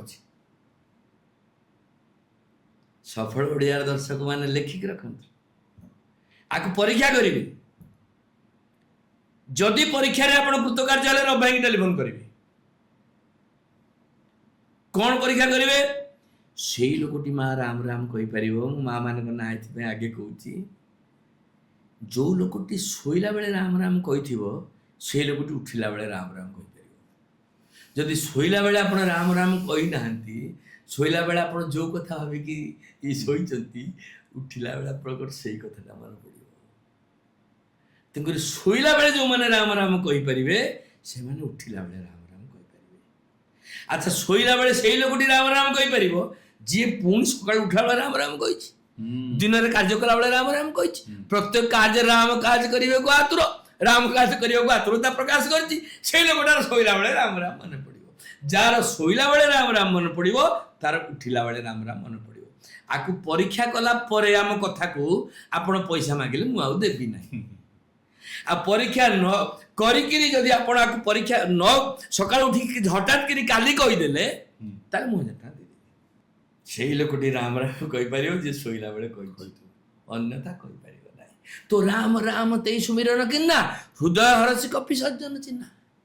हनुमान जी जानले जे ना एटा सज्जन यही सनहटी करी चाहनी साधु तो होना कार चाहनी आपण किसी ना मो सहित संपर्क रखिले आपण को लाभ न हो पारे क्षति हमार चांस ना साधु सहित संपर्क रखिले आपण को लाभ न हो पारे लॉस तो हम ताले आम सहित फ्रेंडशिप करे असुविधा किसी तुम्हारो मंत्र विभीषण माना सेठी मंत्र दे पड़े चिंता करना कही सुंदर कांड से कथा आहरी व्यापक भाव में कहवा तुम्हारा मंत्र विभीषण माना लंकेश्वर वे सब जगह जाना जुग सहस जोजन परवानी इट टोटली मैथमेटिक्स पूरा गणित हनुमान चालीसा रे मैथमेटिक्स साइंस एरिथमेटिक्स सब अच्छी एटा गणित पूरा पूरा जुग सहस जुग माने कौन डबल 2 सहस्र मान 1000 इंटू 2 2000 जोजन परभानु सूर्य दूरता तल से कैलकुलेशन कर लिखिछन्ति तुलसीदास जे एठू हम सूर्य दूरता केते अछि जुग सहस जोजन परभानु लिल्लो ले आसिले लिल्लो ताहि मधुर पल जानेडा सूर्य नेम पळ कोनटा बाळ समय रवि भक्य लियो तव तिनहु लोक भय अंधियार ताही सूत्रास भय जग को इह संकट काहि सो जात नटारो देवन आनि करी विनती तब छांडी दियो रवि कष्ट निवारो को नहीं जानत है जग में कपि संकट मोचन लावतिया आपण बा संकट मोचन जुग सहस जोजन परभानु लिल्लो ताई एतिकी दूर थिबा सूर्य को आपण टच किनी चली आसिले आपण मनर प्रश्न आपण बसिया पूर्व मत पचार जे मुद्रिकाटा को नहीं ଯେତେବେଳେ ରଘୁନାଥ ରାମଚନ୍ଦ୍ର ମୁଦ୍ରିକାଟାକୁ ଦେଲେ ହନୁମାନଜୀ ନେଇକିରି କୋଉଠି ନାଇଁ ଯେତେବେଳେ ପଚାରିଲେ। ମାନେ ପ୍ରଭୁ ରାମଚନ୍ଦ୍ର ଦେଇଥିଲେ ମୁଦ୍ରିକାଟି କି ଏଟା ମାଙ୍କୁ ଦେଲେ ସେ ଆପଣ ପରିଚୟ ପାଇବ ଯେ ଏଇଟା ପ୍ରଭୁ ଶ୍ରୀରାମଚନ୍ଦ୍ର ଦେଇଛନ୍ତି। ହନୁମାନଜୀ ସେ ମୁଦ୍ରିକାଟା ନେଇଛନ୍ତି, ତାକୁ ନେଲେ କେମିତି, ମାନେ କୋଉଠି ରଖିକି ସେ ଲଙ୍କାକୁ ଯାଇଥିଲେ, କୋଉଠି ଧରିକି ପାତ୍ରରେ ଧରିଥିଲେ କି କୋଉଠି? ପ୍ରଭୁ ମୁଦ୍ରିକା ମେଲି ମୁଖ ମାହି ଜଲଧି ଲଙ୍ଘି ଗଏ ଅଚରଜ ନାହିଁ। ଯୋଉ ଆଜି ହନୁମାନଜୀ ସେତେବେଳେ ମୁଖରେ ଜୁହାରେ ମୁଦ୍ରିକାଟାକୁ ନେଇକି ଯାଇଥିଲେ। ଅର୍ଥାତ୍ ଆଜି ଯୋଉମାନେ ସଫଳ ଓଡ଼ିଆର ହନୁମାନଜୀ ଚାଳିଶାରେ କାର୍ଯ୍ୟକ୍ରମକୁ ଦେଖୁଛନ୍ତି, ଅର୍ଥାତ୍ ରାମ ନାମ ରୂପକ ମୁଦ୍ରିକାଟାକୁ ଜିଭରେ ରଖନ୍ତୁ। ଅର୍ଥାତ୍ ରାମ ରାମ ସବୁବେଳେ କୁହନ୍ତୁ, ଆନନ୍ଦ ଏକବାର ହରି ହରି ବୋଲ। ଜିହ୍ୱାରେ ରାମ ରହିବା ଦରକାର ସବୁବେଳେ, ରଟତ ସବୁବେଳେ ଜିହ୍ୱାଟାରେ ଯଦି ରାମ ରହିଲା ତାହେଲେ ବଡିଟା ସବୁବେଳେ ରାମମୟ ହେଇଗଲା। ଜିହ୍ୱାରେ ଯଦି ମୋର ରହିଲା ବଡିଟା ପଏଜନ ହେଇଗଲା। ତ ହନୁମାନଜୀ ଜିହ୍ୱା ପ୍ରଭୁ ମୁଦ୍ରିକା ମେଲି ମୁଖ ମାଇ ଯାଇଛନ୍ତି, ମୁଖ ଖୋଲିକି ଯାଇଛନ୍ତି। ଅର୍ଥାତ୍ ଆମକୁ ନିର୍ଦ୍ଦେଶ ତୁଳସୀଦାସଜୀଙ୍କର ଆମ ପ୍ରତି ସୂଚନା ଯେ ଆପଣମାନେ ରାମ ନାମ ରୂପକ ମୁଦ୍ରିକାଟିକୁ ସବୁବେଳେ ଜିହ୍ୱାରେ ରଖନ୍ତୁ। ଅର୍ଥାତ୍ ରାମ ରାମ ରାମ ରାମ ଜପ କରନ୍ତୁ। ପ୍ରଭୁ ମୁଦ୍ରିକା ମେଲି ମୁଖ ମାହି ଜଲଧି ଲଙ୍ଘି ଗଏ ଅଚରଜ ନାହିଁ। ଅଚରଜ ମାନେ ଏଥିରେ ଆଶ୍ଚର୍ଯ୍ୟ ହେବାର କାରଣ କ'ଣ ଅଛି? ଯୋଉଠି ରାମ ରହିଲେ ସେଠି ହନୁମାନ କ'ଣ କଲେ କି? ରାମ ଯୋଉଠି ନିଜେ ସ୍ୱୟଂ ସାଙ୍ଗରେ ଯାଉଛନ୍ତି, ଆଉ ସେଠି ହନୁମାନଜୀ କ'ଣ? ଏଥିରେ ଆଶ୍ଚର୍ଯ୍ୟ ହେବାର କିଛି ପ୍ରଭୁ ମୁଦ୍ରିକା ମେଲି ମୁଖ ମାହି ଜଲଧି ଲଙ୍ଘି ଗଏ ଅଚରଜ ନାହିଁ। ତାପରେ ଦୁର୍ଗମ କାଜ ଜଗତ କେ ଯେତେ ସୁଗମ ଅନୁଗ୍ରହ ତୁମ। ଏଇଟା ଆପଣମାନଙ୍କ ପାଇଁ ଯୋଉମାନେ ହନୁମାନ ଚାଳିଶା କରୁଛନ୍ତି, ଯୋଉମାନେ ହନୁମାନ ଚାଳିଶାର ଅନୁଷ୍ଠାନ କରୁଛନ୍ତି, ଯୋଉମାନେ ହନୁମାନ ଚାଳିଶାର କାର୍ଯ୍ୟକ୍ରମ କରୁଛନ୍ତି, ସେମାନଙ୍କ ପାଇଁ ଦୁର୍ଗମ କାଜ ଜଗତ କେ ଯେତେ ସଂସାର ଯେତେ ଦୁର୍ଗମ, ଯେତେ କଷ୍ଟ, ଯେତେ ଦୁଃଖଦାୟକ, ଯେତେ ପ୍ରକାର ପ୍ରୋବ୍ଲେମ, ଯେତେ ପ୍ରକାର ହର୍ଡଲ୍ସ ସଂସାର ଦୁର୍ଗମ କାଜ ଜଗତ କେ ଯେତେ, ଜଗତ ଯେତେ ଅଛି, ଆଉ ହନୁମାନ ଚାଳିଶା କଲେ ଠିକ ଭାବରେ କଲେ ସୁଗମ ଅନୁଗ୍ରହ ତୁମାର ଦେତେ। ଆପଣ ଅନୁଗ୍ରହ କଲେ ତାହା ସୁଗମ ହେଇଯିବ। ଆଉ ରାମ ଦୁଆରେ ତୁମ ରଖବାରେ, ରାମ ଦୁଆରେ ତୁମ ରଖବାରେ, କାରଣ ରାମଙ୍କ ପାଖକୁ ଯିବାକୁ ହେଲେ ବିନା ମହାବୀରରେ ଆପଣ ଯାଇପାରିବେ ନାହିଁ। ତେଣୁକରି ହନୁମାନଙ୍କ ଆରାଧନା ଯୋଉ କରିବେ, ହନୁମାନ ଚାଳିଶା କରିବେ, ଅର୍ଥ ଆଗେ ରାମ ଦରବାର, ରାମଙ୍କ ଫଟୋଟା ଆଗେ ରଖିବେ, ତାପରେ ହନୁମାନ ଚାଳିଶା କରିବେ। ଯୋଉଠି ହନୁମାନ ମନ୍ଦିର ଯୋଉମାନେ କରୁଛନ୍ତି ସେ ଭିତରେ ଆପଣ ଦେଖିବେ ନିଶ୍ଚିତ ଭାବରେ ଆଗେ ରଘୁନାଥ ଥିବେ, ନହେଲେ ହନୁମାନଜୀ ରହିବେନି। ରାମ ଦୁଆରେ ତୁମ ରଖବାରେ ହୋତ ନା ଆଜ୍ଞା ବିନୁ ପଇସାରେ। ଆଉ ଯେତେ ପ୍ରକାର ଉଦ୍ୟମ କରନ୍ତୁ, ଯେତେ ଚେଷ୍ଟା କରନ୍ତୁ, ଯଦି ରାମ ସେଠି ନାହାନ୍ତି, ହନୁମାନ ସେଠି ନାହାନ୍ତି। ଅନ୍ୟ କୌଣସି ସୂତ୍ରରେ ଆପଣ ହନୁମାନଙ୍କୁ ବାନ୍ଧି ପାରିବେନି ବିନା ରାମଙ୍କ ଉପସ୍ଥିତି। ରଘୁନାଥ ରହିଲେ ସେ ରହିବେ। ଆଉ ରଘୁନାଥ କୋଉଠି ଅଛନ୍ତି? ରାମ ଲକ୍ଷ୍ମଣ ସୀତା ସହିତ ହୃଦୟ ଶ୍ୱଶୁର ରୂପ। राम दुआरे तुम रखवारे हो तो ना आज्ञा बिनु पैसारे सब सुख लहई तुम्हारी शरण। सब सुख सब सुख संसार जिते प्रकार सुख अच्छे मत सब दरकार आपणकर शरणापन्न हेले संसार समस्त सुख ताको प्राप्ति हुए। तुम रक्षक क्या डरना प्रभु जदि आपण मो संगे रहिबे आपण मोर रक्षक हेबे आपण मोर गार्ड हेबे आपण मो घर जगिबे आपण तो आपण जदि मो पाखे रहिबे मोर का डरर कारण कोन अछि। आपण तेज समारो आपे तीनहु लोक हाकुते का आपण तेज समारो आपे आपण गते मो कथा होजी इटा भारी गुरुत्वपूर्ण कथा। आमे गोटे लोक आमे सब बड़े जनक पाखु गले साहाय्य भिक्षा करने गले तर डाक्तर पाखु जाऊ एक्सपर्ट पाखु जाऊँ तेणुकर ये सब एक्सपर्ट मान एक्सपर्ट होती महावीर। अच्छा ଏଠି ଆଉ ଆପଣ ତା ଉପରେ ଆଉ ସୁପର କେ ଆଉ କାହା ପାଖକୁ ଯିବା କିଛି ଦରକାର ନାହିଁ। ଆଉ କାହା ପାଖକୁ ଯିବା କିଛି ଦରକାର ନାହିଁ। ଆପଣ ତେଜ ସମାରୋହ ଆପେ ଆପଣ ୟୁ ଆର୍ ଏନଫ୍। ଗୋଟେ ଲୋକର ପୁଅ ମେଡ଼ିକାଲରେ ପଡ଼ିଲା, ବେମାରରେ ପଡ଼ିଲା। ଆଉ ଏମିତି ପଡ଼ିଲା ଯେ ଡାକ୍ତରମାନେ କହିଲେ ଆଉ ଆମେ ଭଲ କରିପାରିବୁ ନାହିଁ। ପଣତ ପାଖକୁ ଗଲା। ପଣତ କହିଲେ ଗୋଟେ କାମ କର, ତୁମେ ଚଣ୍ଡୀ କର। ଚଣ୍ଡୀ କଲା, ଚଣ୍ଡୀର ଆରେଞ୍ଜମେଣ୍ଟ ସବୁ କଲା। ଚଣ୍ଡୀର ବ୍ୟବସ୍ଥା କଲା ବେଳକୁ ଚଣ୍ଡୀଙ୍କ ପାଖରେ ଯେତେବେଳେ ଖବର ପହଞ୍ଚିଲା ଚଣ୍ଡୀ ପୂଜା କରିବ, ଡିଙ୍ଗ କରିବ, ସବୁ ଯୋଗାଡ଼ କରି କରୁଛି। ଆଉ ଜଣେ ଦେଖା ହେଇଗଲା, ଚଣ୍ଡୀ ପାଠ କଲେ କ'ଣ ପୁଅ ଭଲ ହବ? ଆଉ ବିଷ୍ଣୁ ସହସ୍ର ନାମ କରିଥାନ୍ତୁ ନା। ଆଉ ଚଣ୍ଡୀ ପାଠ ବନ୍ଦ କଲା, ବିଷ୍ଣୁ ସହସ୍ର ନାମ ବ୍ୟବସ୍ଥା କଲା।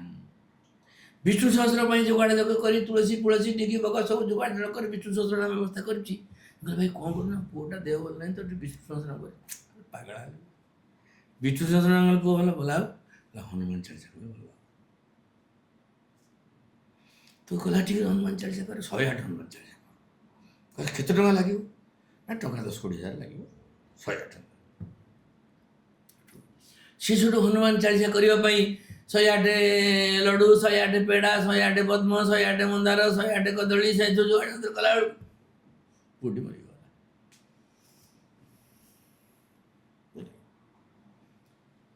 ସେଠି ବିଷ୍ଣୁ ସହସ୍ର ନାମ କଲାବେଳକୁ ବିଷ୍ଣୁ ବାହାରେ ପହଞ୍ଚିଲା ବେଳକୁ ବନ୍ଦ କରିକି ଚଣ୍ଡୀ କଲାଣି।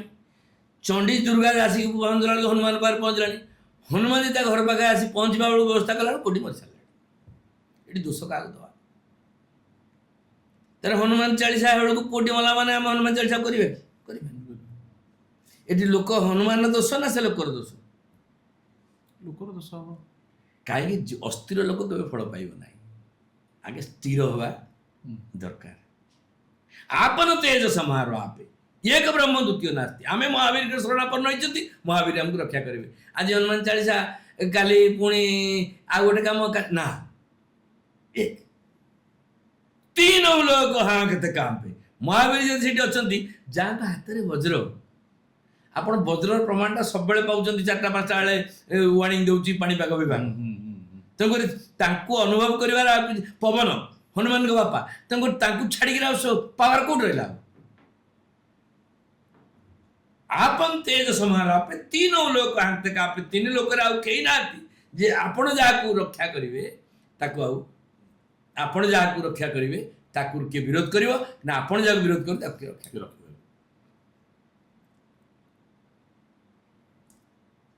ତେଣୁକରି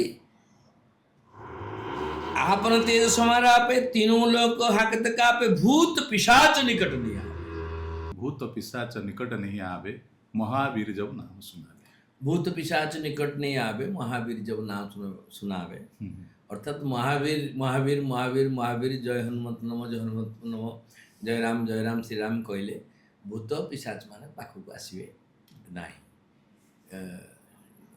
तेणुकरी এইটা অবশ্য ଯେଉଁମାନେ ଶୁଣୁଛନ୍ତି ତାଙ୍କୁ ଏତେ ସହଜରେ ବିଶ୍ୱାସ ନ ହେଇପାରେ। ଲୋକ ଭାବୁଥିବେ ପ୍ରକୃତରେ କ'ଣ ଭୂତ ଅଛନ୍ତି, କ'ଣ ପିଶାଚ ଅଛନ୍ତି, ଇଏ କଳିଯୁଗରେ ଏ ପ୍ରକାର ଅନୁଭବ କ'ଣ ପ୍ରକୃତରେ ହେବ କି? ମୋର ନିଜର ଅନୁଭବ କଥା ମୁଁ ଏଠି ଦର୍ଶକମାନଙ୍କୁ କହିବାକୁ ଚାହେଁ। ଭୂତ ପିଶାଚ ନିକଟ ନେଇ ଆବେ, ମହାବୀର ଜବ ନାମ ଶୁଣାଏ। 2009 ମସିହାର କଥା ମୁଁ ଆପଣଙ୍କୁ କହିବାକୁ ଚାହେଁ। 2009ରେ ମୋର ଦି ପୁଅ ରାଜାରାମ ବଜରଙ୍ଗୀ।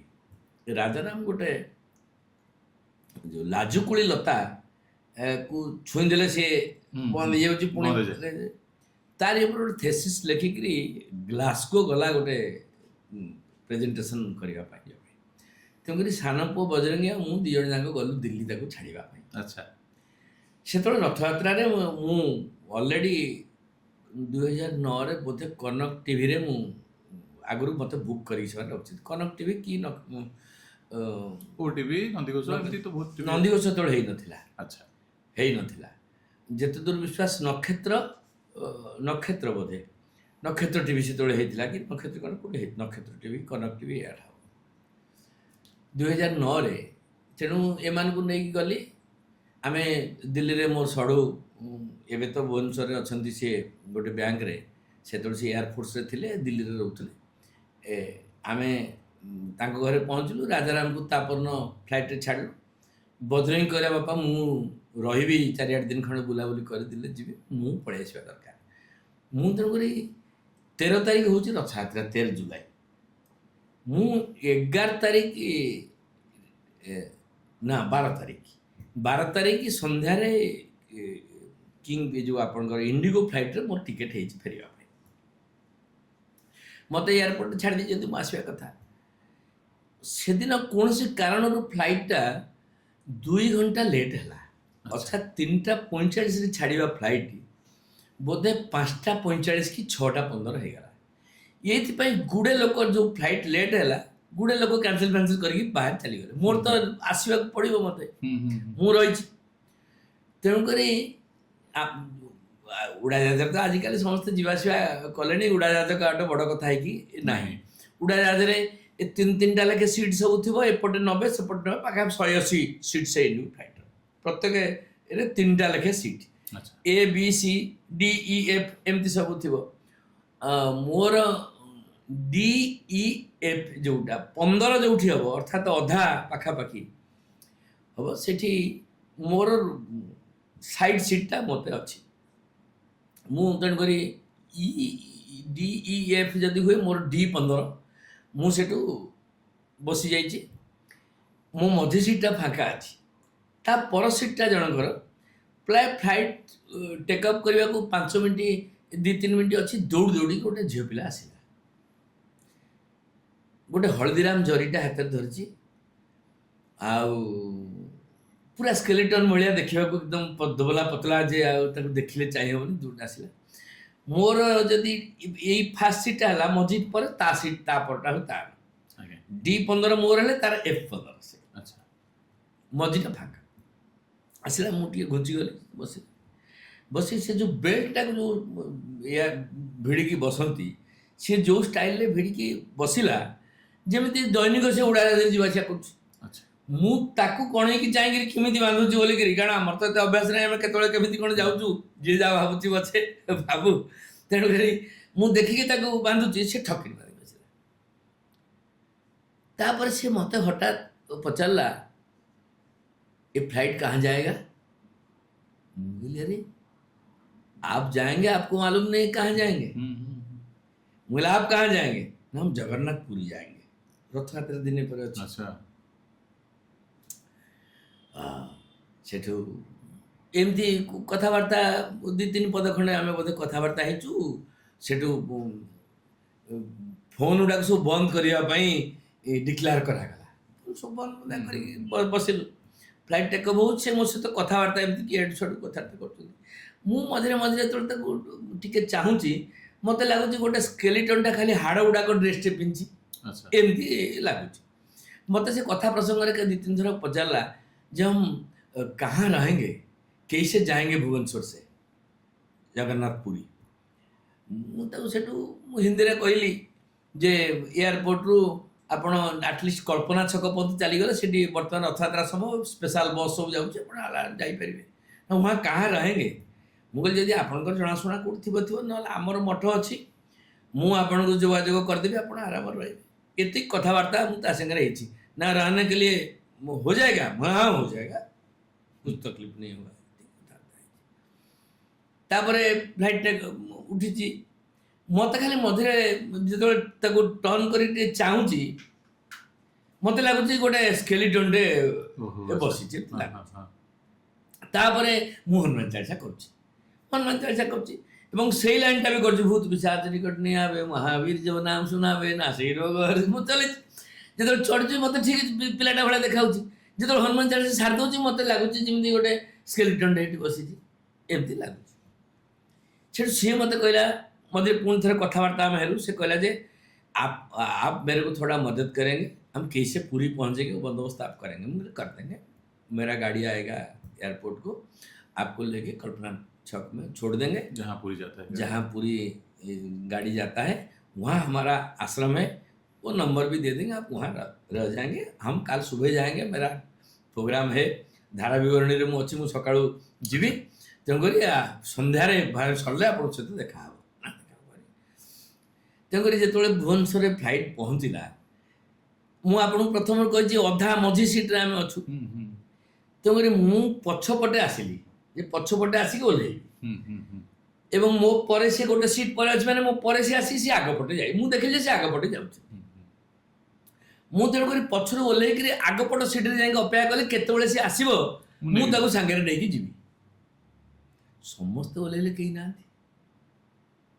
ସମସ୍ତେ ଓହ୍ଲେଇ ଗଲେ ମୁଁ ସେ ଝିଅଟା ଗଲା କୁଆଡ଼େ ତାକୁ ନେଇଯିବା ଟିକେ ଛାଡ଼ିଦେବା। तापर से एयर होस्टेस जो बसला मुझे कहली मैडम मेरे नज़दीक में जो लड़की बैठे थे कहाँ गया? आपके नज़दीक में, आप तो अकेले बैठे थे। मत आश्चर्य लगा, कहला आप तो एका बसते। मत आश्चर्य लगे तापर मुझे भाविली भूत पिशाच निकट नहीं आवे महावीर जो नाम सुनावे सी बोधे आसी आ मो सहित माने हनुमान मु राम राम करछु बोली से मोरा किछि करि पारनी सेठू मु गली ओलेली मो पुओ गाड़ी नहीं कि जाइथला मते ना पुओ तो दिल्ली रह जाइथला आम ड्राइवर नहीं गाड़ी जाइथला मते एयरपोर्ट नहीं आसिला एवं से वर्ष रथयात्रा मध्ये मु ए अनुभूति को कहिथिली। अच्छा कहिथिली नक्षत्र टीवी रे बोधे मुझे कही कि कनक टीवी मोर मन पड़ना भूत पिशाच निकट नहीं आवे महावीर जब नाम सुना तेणुक एवं भी आप परीक्षा कर दिखाँ राति अधरे आप जाऊँगी कौटी जाऊँगी गाड़ी चलेकी जाऊँगी आपको भय लगे आप केवल यही लाइन टी केवल कर भूत पिशाच निकट नहीं आवे महावीर जब नाम सुनावे आप देखिए आप भूतटा एक्चुअली भयटा सब भितर अच्छी भयटा बाहर ना भितर अच्छी आउ तो हनुमान जदि राम लक्ष्मण जदि हनुमान जी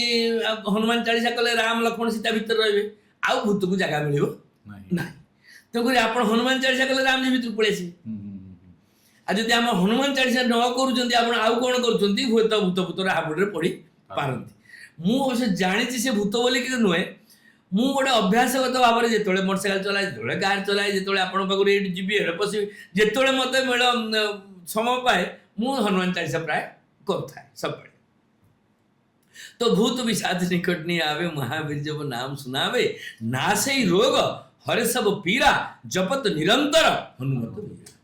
अच्छा ना से रोग तो भाई आप बुझी पार्थ रोग रोग सब रोग ना से रोग।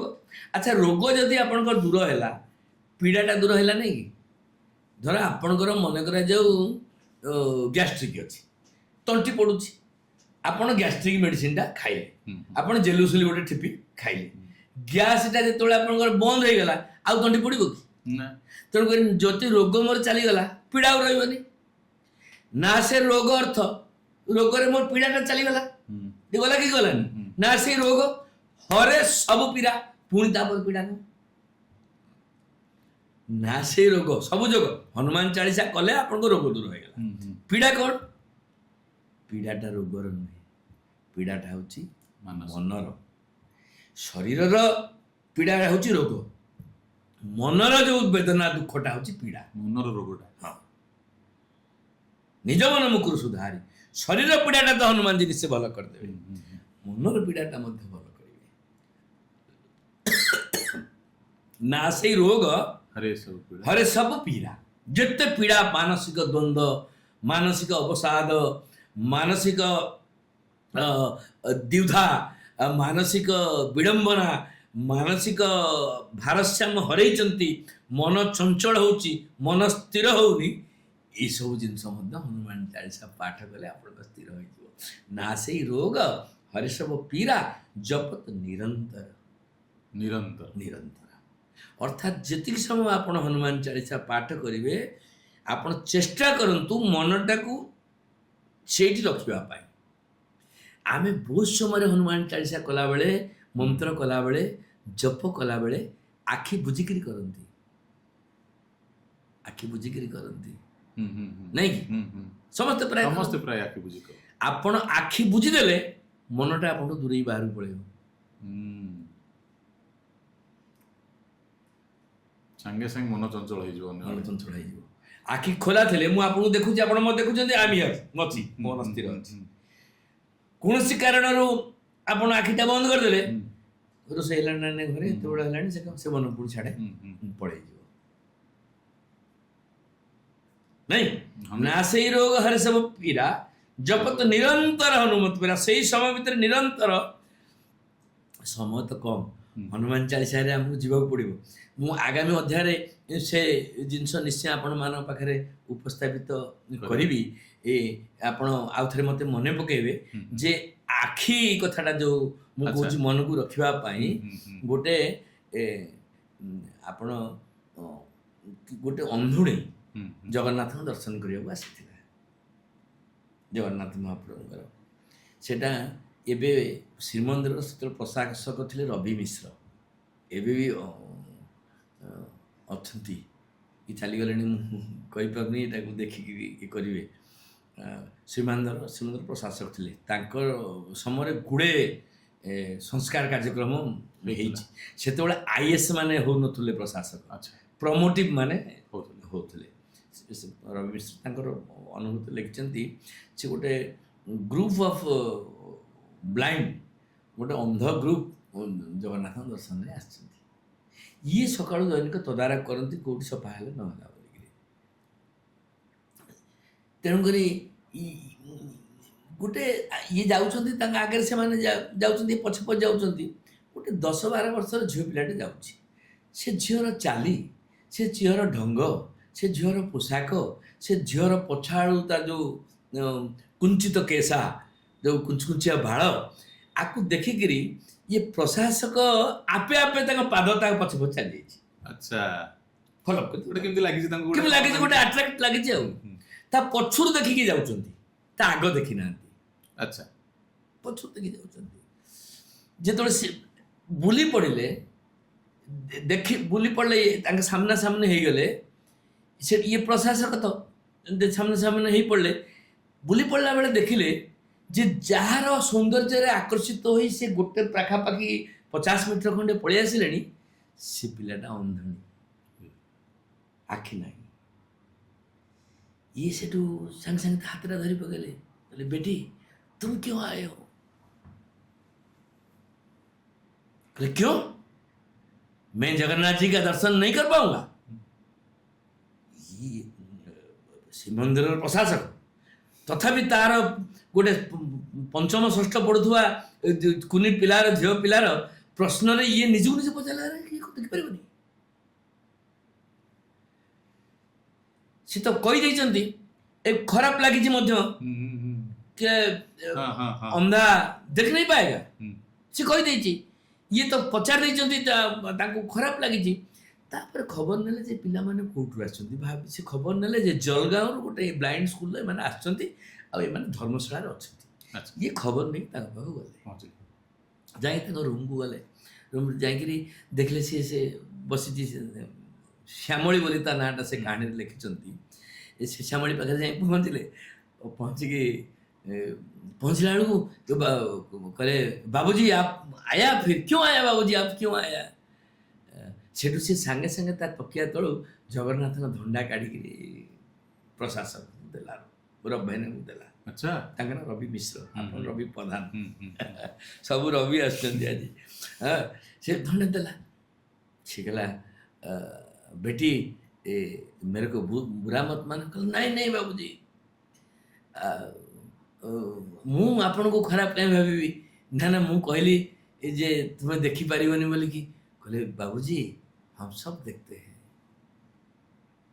आपण यही आखिरे जहाँ देखुचंती से भूल चुक हो जाई पारे।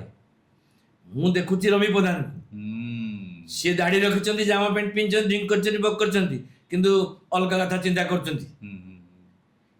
आमर आखि न ताई पारे, जो मन चक्षुरे थरे जगन्नाथ मु जगन्नाथ अविकल रूप को बाबूजी आपको हम बता देंगे क्या क्या दिखे हैं। तो अंतर चक्षुरे मन चक्षुरे जो जिनसटी देखा जाए तार प्रभाव बहुत। तेणुक नासे रोग हर्षव पीड़ा जपत निरंतर। तेणुक आखि थिवा लोक कि आखि नथिवा लोक संगे हनुमान जी संपर्क नहीं। कारण रघुनाथ रामचंद्र माँ जनक नंदिनी सीता भाई लक्ष्मण 3 जन जाक हनुमान चालीसा पाठ करवा क्षणी आपण हृदय विराजमान करेंगे।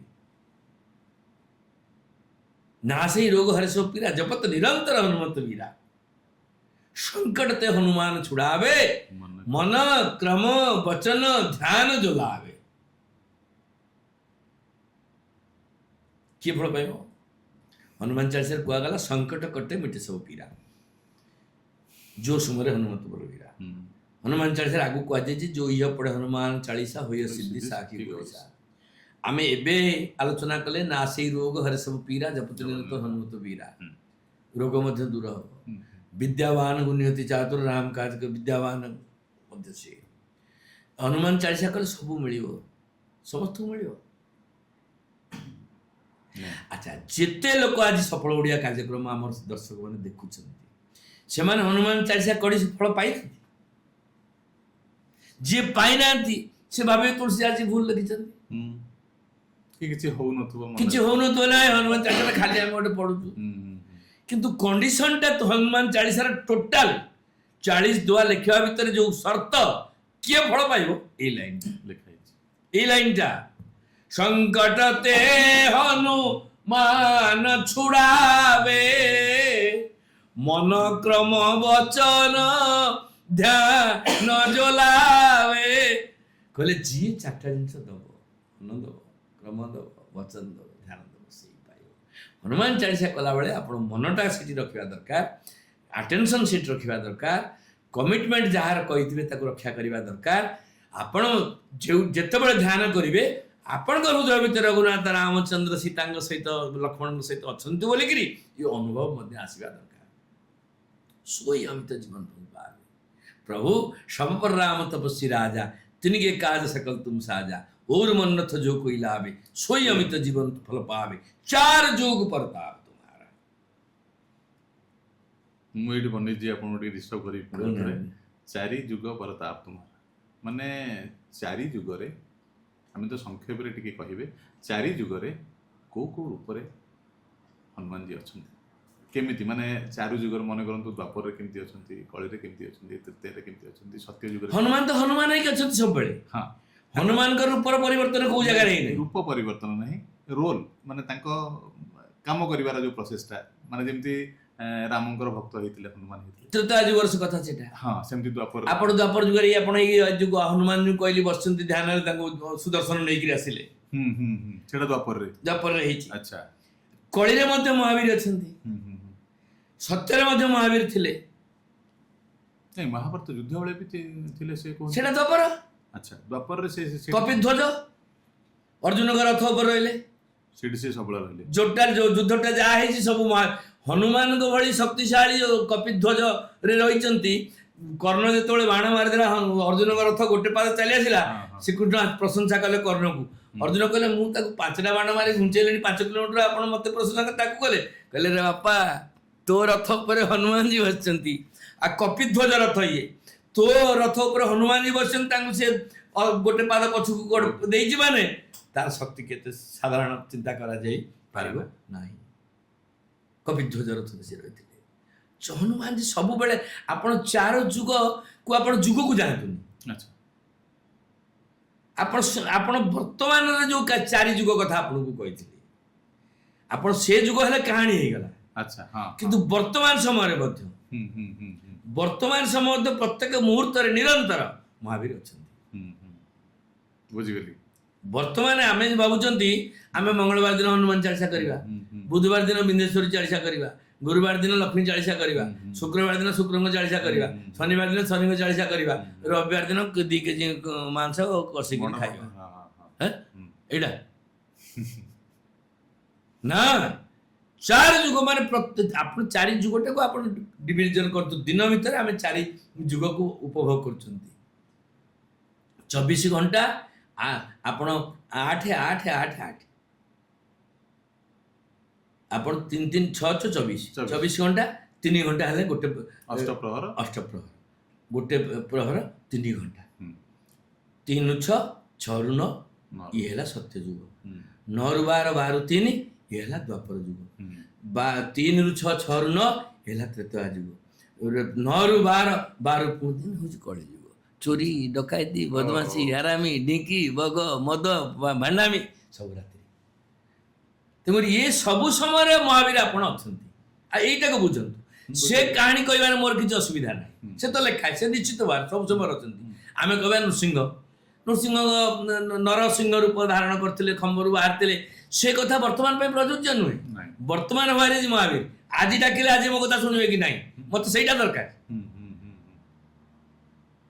ମତେ ଆଜି ମୁଁ ଦୃଢ଼ତାର ସହିତ କହିବାକୁ ଚାହେଁ, ଆପଣ ଠିକ ଭାବରେ ହନୁମାନ ଚାଳିଶା କଲେ ଠିକ ଭାବରେ ହନୁମାନଙ୍କ ଅନୁଭବ ତତ୍କ୍ଷଣାତ୍ ପାଇବେ। କୃପା ମଧ୍ୟ ତତ୍କ୍ଷଣାତ୍। କୃପା ଶବ୍ଦର ଅର୍ଥ କଣ? କ୍ରୁ ଧାତୁରୁ ଆସିଲା, କର ପା, ଅର୍ଥାତ୍ ସବୁ ସମୟରେ ଆପଣଙ୍କ ପାଖରେ ସେ ଅଛନ୍ତି। କାହିଁକି ପବନ ଛାଡ଼ିକି ଆମେ ସଂସାର ବଞ୍ଚିପାରିବନି, ପବନ ବନ୍ଦ ହେଇଗଲେ ସଂସାର ବନ୍ଦ ହେଇଯିବ। ଯେହେତୁ ପବନ ସବୁବେଳେ ଅଛନ୍ତି, ମହାବୀର ସବୁବେଳେ ଅଛନ୍ତି, ଆପଣ ଯେତେ ସମୟ ତାଙ୍କର ଅନୁଭବ କଲେ ସେଇଟା ଆପଣଙ୍କ ପାଇଁ ସତ୍ୟ ଯିବ। ଯେତେବେଳେ ପର୍ଯ୍ୟନ୍ତ ଆପଣ ତାକୁ ଅନୁଭବ ନ କରି ସଂସାର କାର୍ଯ୍ୟକ୍ରମ ରହିଲେ ସେଇଟା ଆପଣଙ୍କର ତ୍ରେତୟା ଯୁଗ, ଦ୍ୱାପର ଯୁଗ, କଳି ଯୁଗ, ଆପଣ ଅନ୍ୟାନ୍ୟ ଧାନ। ଦ୍ୱାପର ମାନେ ଦିଟା କଥା, କରିବି ଯିବି ଯିବିନି, ଦୋକାନ ବଜାର, ଏସବୁ ଦ୍ୱାପର ଯୁଗ। ତ୍ରେତୟାରେ ତିନିଟା ଯୁଗ, ମୋ କଥା, ମୋ ପିଲା ଛୁଆ କଥା, ମୋ ସ୍ତ୍ରୀ କଥା। କଳି ଯୁଗରେ ସମସ୍ତେ ଗୋଟେ ପଣନ୍ତୁ, ମୁଁ ଆପେ ମଲେ ବାପାର ନା। ବାପା। ଏ ସବୁ ସମୟରେ ମହାବୀର ଅଛନ୍ତି। କିନ୍ତୁ ଯେତେ ସମୟ ଆପଣ ଅନୁଭବ ମହାବୀରଙ୍କୁ କରୁଛନ୍ତି, ରାମ କାର୍ଯ୍ୟ ଆପଣ କରୁଛନ୍ତି, ସେଇଟା ଆମ ପାଇଁ ସତ୍ୟ ଯୁଗ।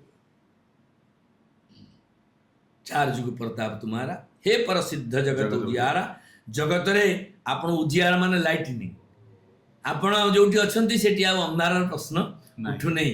ଆଉ ବାର ଲାଇଟ୍ ଲଗେଇବା ଦରକାର ନାହିଁ, କି ବଲ୍ ଲଗେଇବା ଦରକାର ନାହିଁ, କି ସୋଲାର କରିବା ଦରକାର ନାହିଁ। ଏଇବାର ଦୟା हे चार जुग प्रताप तुम्हारा, हे प्रसिद्ध जगत उजियारा।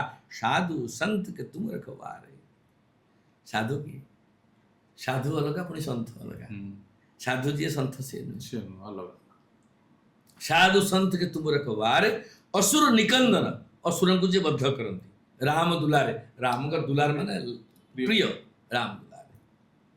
अष्ट सिद्धि नवनिधि के दाता, 8टा सिद्धि 9टा निधि। ये दीटा जिनस आपण पाखे अच्छी कहीं ना, ये दीटा जिनस आपन को असबर दिन जानकी माता अर्थात मातृकृपा जहाँ पर अच्छी, मार दया जहाँ पर अच्छी, मार पणत कानी जहाँ पाखे अच्छी, ताको संसार कहीं कौन प्रकार अनिष्ट करें ना। आपण को ये कृपा, ये दया, ये सिद्धि माँ दी असबर दिन जानकी माता। राम रसायन, रसायन मान मेडिसिन, औषध। अच्छा, रसायन आम देखुना आम जमी गोटे च्यवनप्राश, आस्ताप्राश, विभिन्न रकम बहु पड़ी रसायन माने टप मेडिसिन। हाँ, राम रसायन, ये मेडिसिन मेडिसिन ना, राम रसायन। राम को पाइबा जो मेडिसिन टा दरकार, जो औषध टा दरकार, तुम्हारे पासा आपण पाखे अच्छी। राम रसायन तुम्हारे पासा सदा रहो रघुपति के दासा। जी रघुनाथ दास हो, जे रघुनाथ पाखे समर्पित हो, जे रघुनाथ काम कर, जे राम काज कर, आपण कथा शुणे, आपण से मेडिसिन टा देवे। कहीं आपण पाखे अच्छे, आपन किए देला ना, माँ दे। तुम्हारे भजन राम को पावे। आपण को डाकिले मत रघुनाथ रामचंद्र मिल, तुम्हारे भजन राम को पावे। तुम्हारे भजन राम को पावे, जन्म जन्म के दुख बिसरावे। जहाँ जन्म जन्म जो दुख अच्छी, जन्म जन्म माने आपण मु कहूनी आपण पूर्व जन्म कथा। आपण मन पकातु, आपण जन्म हेबाठ जेतोळ आपण हेतु आसिला, स्कूल रे पाठ पढ़ी, कॉलेज रे पाठ पढ़ी, विवाह करचंती, संसार करचंती, जहाँ जहाँ करचंती, जो जो दुख जन्म आसी आपण जन्म जन्म के दुख बिसरावे, सेगुड़ा सब आप भूली जी। आपण दुख बोली कि दुख बिसरावे। अंत काल रघुवरपुर जाई, शेषरे हनुमान का शरणापन्न होइतिबा रघुनाथ रामचंद्र को हृदय भीतर रखिथिबा लोक मानकर जो अंत काल हबो, महाप्राण हबो, वियोग हबो, मृत्यु हबो, अंत काल रघुवरपुर जाई, जहाँ जन्म हरिभक्त काय। माने हरिभक्त माने जो माने सेमानकर मृत्यु होला बेले निश्चित भाव में सावलीर मृत्यु हम। रास्तार गाड़ी चढ़ी जीवन, ठकिन पड़ी मरीजे नहीं, वज्रपात मरवे नहीं, नई पानी बुड़ी मरवे नहीं, एमती हीनस्था है मरवे ना। अंत काल रघुवरपुर जाए, जहाँ जन्म हरिभक्त काय। और देवता चित्त न धरई, आपण आपको पड़े तापक पड़े, ये बाबा पड़े, से बाबा से और देवता आपण जुआड़े जातु, कई आग पाखे सामना सामनी करें ना। और देवता चित्त न धरई, ହନୁମତ ସେହି ସର୍ବ ସୁଖ କରଇ। Totally happiness, total pleasure, total ଆନନ୍ଦ, ପିସ୍ ଯାର ମାଲିକ ହେଉଛନ୍ତି ମହାବୀର ହନୁମତ। ସେଇ ସମସ୍ତ ସୁଖ, ଆଧ୍ୟାତ୍ମିକ ସୁଖ, ଆଧିଭୌତିକ ସୁଖ, ଆଦିଦୈବିକ ସୁଖ, ସାଂସାରିକ ସୁଖ, ଯେତେ ପ୍ରକାର ସୁଖ ଅଛି ସବୁ ଯାକ ଦେବାର ଶକ୍ତି ମହାବୀରଙ୍କ ପାଖରେ ଅଛି। ସର୍ବସୁଖ और देवता चित्त न हनुमत से सर्वसुख करई, संकट कटई मिटई सब पीरा। संकट जो चलीज आपण मन कर बाटे जाऊँ गोटे असुविधा पड़गले किए गोटे आप देखाई गला, संकट कटिगला, आ दुख कौन रहा? संकटटा आसला बेले संकट चलीगला संकट कटे मिटे सब पीरा। आ संकट पड़े उद्धार करने काम संकट तो पड़ो। संसार भितर घर करते पथर पड़े सही आसो आसले किसी चिंता ना कहीं ना मो सांगे मो प्रभु अच्छा, मो सांगे हनुमान जी अच्छा, मो सांगे महावीर अच्छा। संकट कटे मिटे सब पीरा। जो समय हनुमत बोला हे प्रभु ये मु आपणकर जयगान कर जय जय जय हनुमान गोसाई। आपणकर जय चारि जुग जांग आपणकर जय, सत्य आपणकर जय, द्वापर आपणकर जय, त्रेता आपणकर जय, कली आपणकर जय। ये कलिजुग मध्य तीन भाग विभक्त होती, गोटे कली, गोटे घोर कली, गोटे महाघोर कली। कली घोर कली आमे वर्तमान महाघोर कली समय अच्छा। यही समय हनुमान जी जय जय जय हनुमान गोसाई, कृपा करहु गुरुदेव की नाई, जो सतवार पाठ करे कोई। सत दंते सत लिखाई। आपण मान जो मान हनुमान चालीसा पढ़ुचंती जदि तालबेश त बोली भाबुथांती आज यही मुहूर्त रेक्टिफाई करंतु ता दंतेश। जो सत बारे बारे मान वंस अर्थात जी सतरे बारे मान थरे पाठ करे कोई किए पढ़े छूटई बंदी महासुख होई। बंधन भली जदि बंधन जोग थाए, बंधन पीड़ा थाए, सेथुर मध्य से मुक्ति पाए। जो ये पढ़े हनुमान चालीसा जीए ए नियम अनुसार मन क्रम वचन ध्यान दे हृदय भितर रघुनाथ रामचंद्र लक्ष्मण महाराज एवं माता सीता को रखी शंकर भगवान माँ पार्वती की स्तुति करी जो ये पढ़े हनुमान चालीसा यदि पाठ करा जाए होय सिद्धि साखी गौरीसा मु तुलसीदास लेखिकी दउची। शंकर भगवान दायी रहिबे जदि से फल न पाइबो। होय सिद्धि साखी गौरीसा तुलसी दास सदा हरि चेरा। आज्ञा तुलसीदास को जो जन्मरू जन्म हेला बेलू लेंगुटी पिंधरा बेलू संसार को जानिबा परठू आपनकर चेला चेरा। आम समस्तंकर संसार वास्तव जन्म होची जेतोले आध्यात्मिक चेतना आसुची। आमे तो जन्म समस्ते मातृ गर्भ रही से जन्म होची सांसारिक जन्म नाड़ रक्तर जन्म। ये जन्म होची दिव्यतार जन्म, स्पष्टतार जन्म, अमृतर जन्म। କୁହାଯାଇଛି କି ଯେ ଏଇ ଦିବ୍ୟତାର ଚେତନାଟା ସେତେବେଳେ ଆସେ ଯେତେବେଳେ ପ୍ରଭୁଙ୍କ କୃପା ହେଇଥାଏ। ନା ପ୍ରଭୁ को कृपा हैला माने मत पुनर्जन्म हैला। मानसिक माने मोर माइंड रे गोटे फ्रेश हे गला, माइंड टा को आसे गला, मनर जन्म हे गला उतरे। जो ये पढ़े हनुमान चालीसा होय सिद्धि साखी गौरीसा तुलसीदास सदाहरि चेरा की जयनाथ हृदय मोह डेरा। प्रभु राम लक्ष्मण सीता यदि आपनक पाखरे अछंती, आपण हृदय अछंती, आपण डेरा माने कैंप अच्छा की जे करंतु नाथ हृदय मोह डेरा। मो हृदय आपण कैंप करंतु कारण आपण हृदय राम लक्ष्मण सीता रहिले। आपण जेतले मो हृदय भीतर रहि जिवे आपण भी रहिबे, राम लक्ष्मण सीता रहिले। आपण जदि रहिले शंकर भगवान रहिले, आपण जदि रहिले महापार्वती रहिले। पवन तनय संकट हरण मंगल मूर्ति रूप राम लक्ष्मण सीता सहित हृदय बसुर भूप कि जे डेरा माने आपण जदि डेरा पकई देले मो हृदय भितरे, आपण जदि कैंप कर देले हमर आज हनुमान चालीसा पाठ रे, आपण जदि एठी के आसी गले राम जी भी आसी जिवे, लक्ष्मण जी भी आसी जिवे, मां भी आसी जिवे, भवानी मां आसीबे, शंकर भगवान आसीबे, समस्त आसीबे। मु आज आशा करछि महावीर समस्त कृपा करतु, हनुमान जी समस्त कृपा करतु। हनुमान जी कृपा कले रघुनाथ कृपा करिवे, रघुनाथ कृपा कले जनक नंदिनी कृपा करिवे, जनक नंदिनी कृपा कले लक्ष्मण जी कृपा करिवे, लक्ष्मण जी कृपा कले महादेव कृपा करिवे, महादेव कृपा कले महादेवी ମା ପାର୍ବତୀ ମଧ୍ୟ କୃପା କରିବେ। ଆପଣଙ୍କ ଦିନ ଆନନ୍ଦମୟ ହେଉ। ଆପଣଙ୍କୁ ହନୁମାନଜୀ ଘଣ୍ଟ ଗୁଡ଼ିକ ରଖନ୍ତୁ। ସମସ୍ତଙ୍କର ମଙ୍ଗଳ ହେଉ। ସର୍ବେ ଭବନ୍ତୁ ସୁଖିନ, ସର୍ବେ ସନ୍ତୁ ନିରାମୟା, ସର୍ବେ ଭଦ୍ରାଣୀ ପଶ୍ୟନ୍ତୁ, ମା କଶ୍ଚିତ୍ ଦୁଃଖ ଭାବ ଭବେତ୍, ମା କଶ୍ଚିତ୍ ଦୁଃଖ ଭାବ ଭବେତ୍। ଆପଣଙ୍କୁ ବହୁତ ବହୁତ ଧନ୍ୟବାଦ।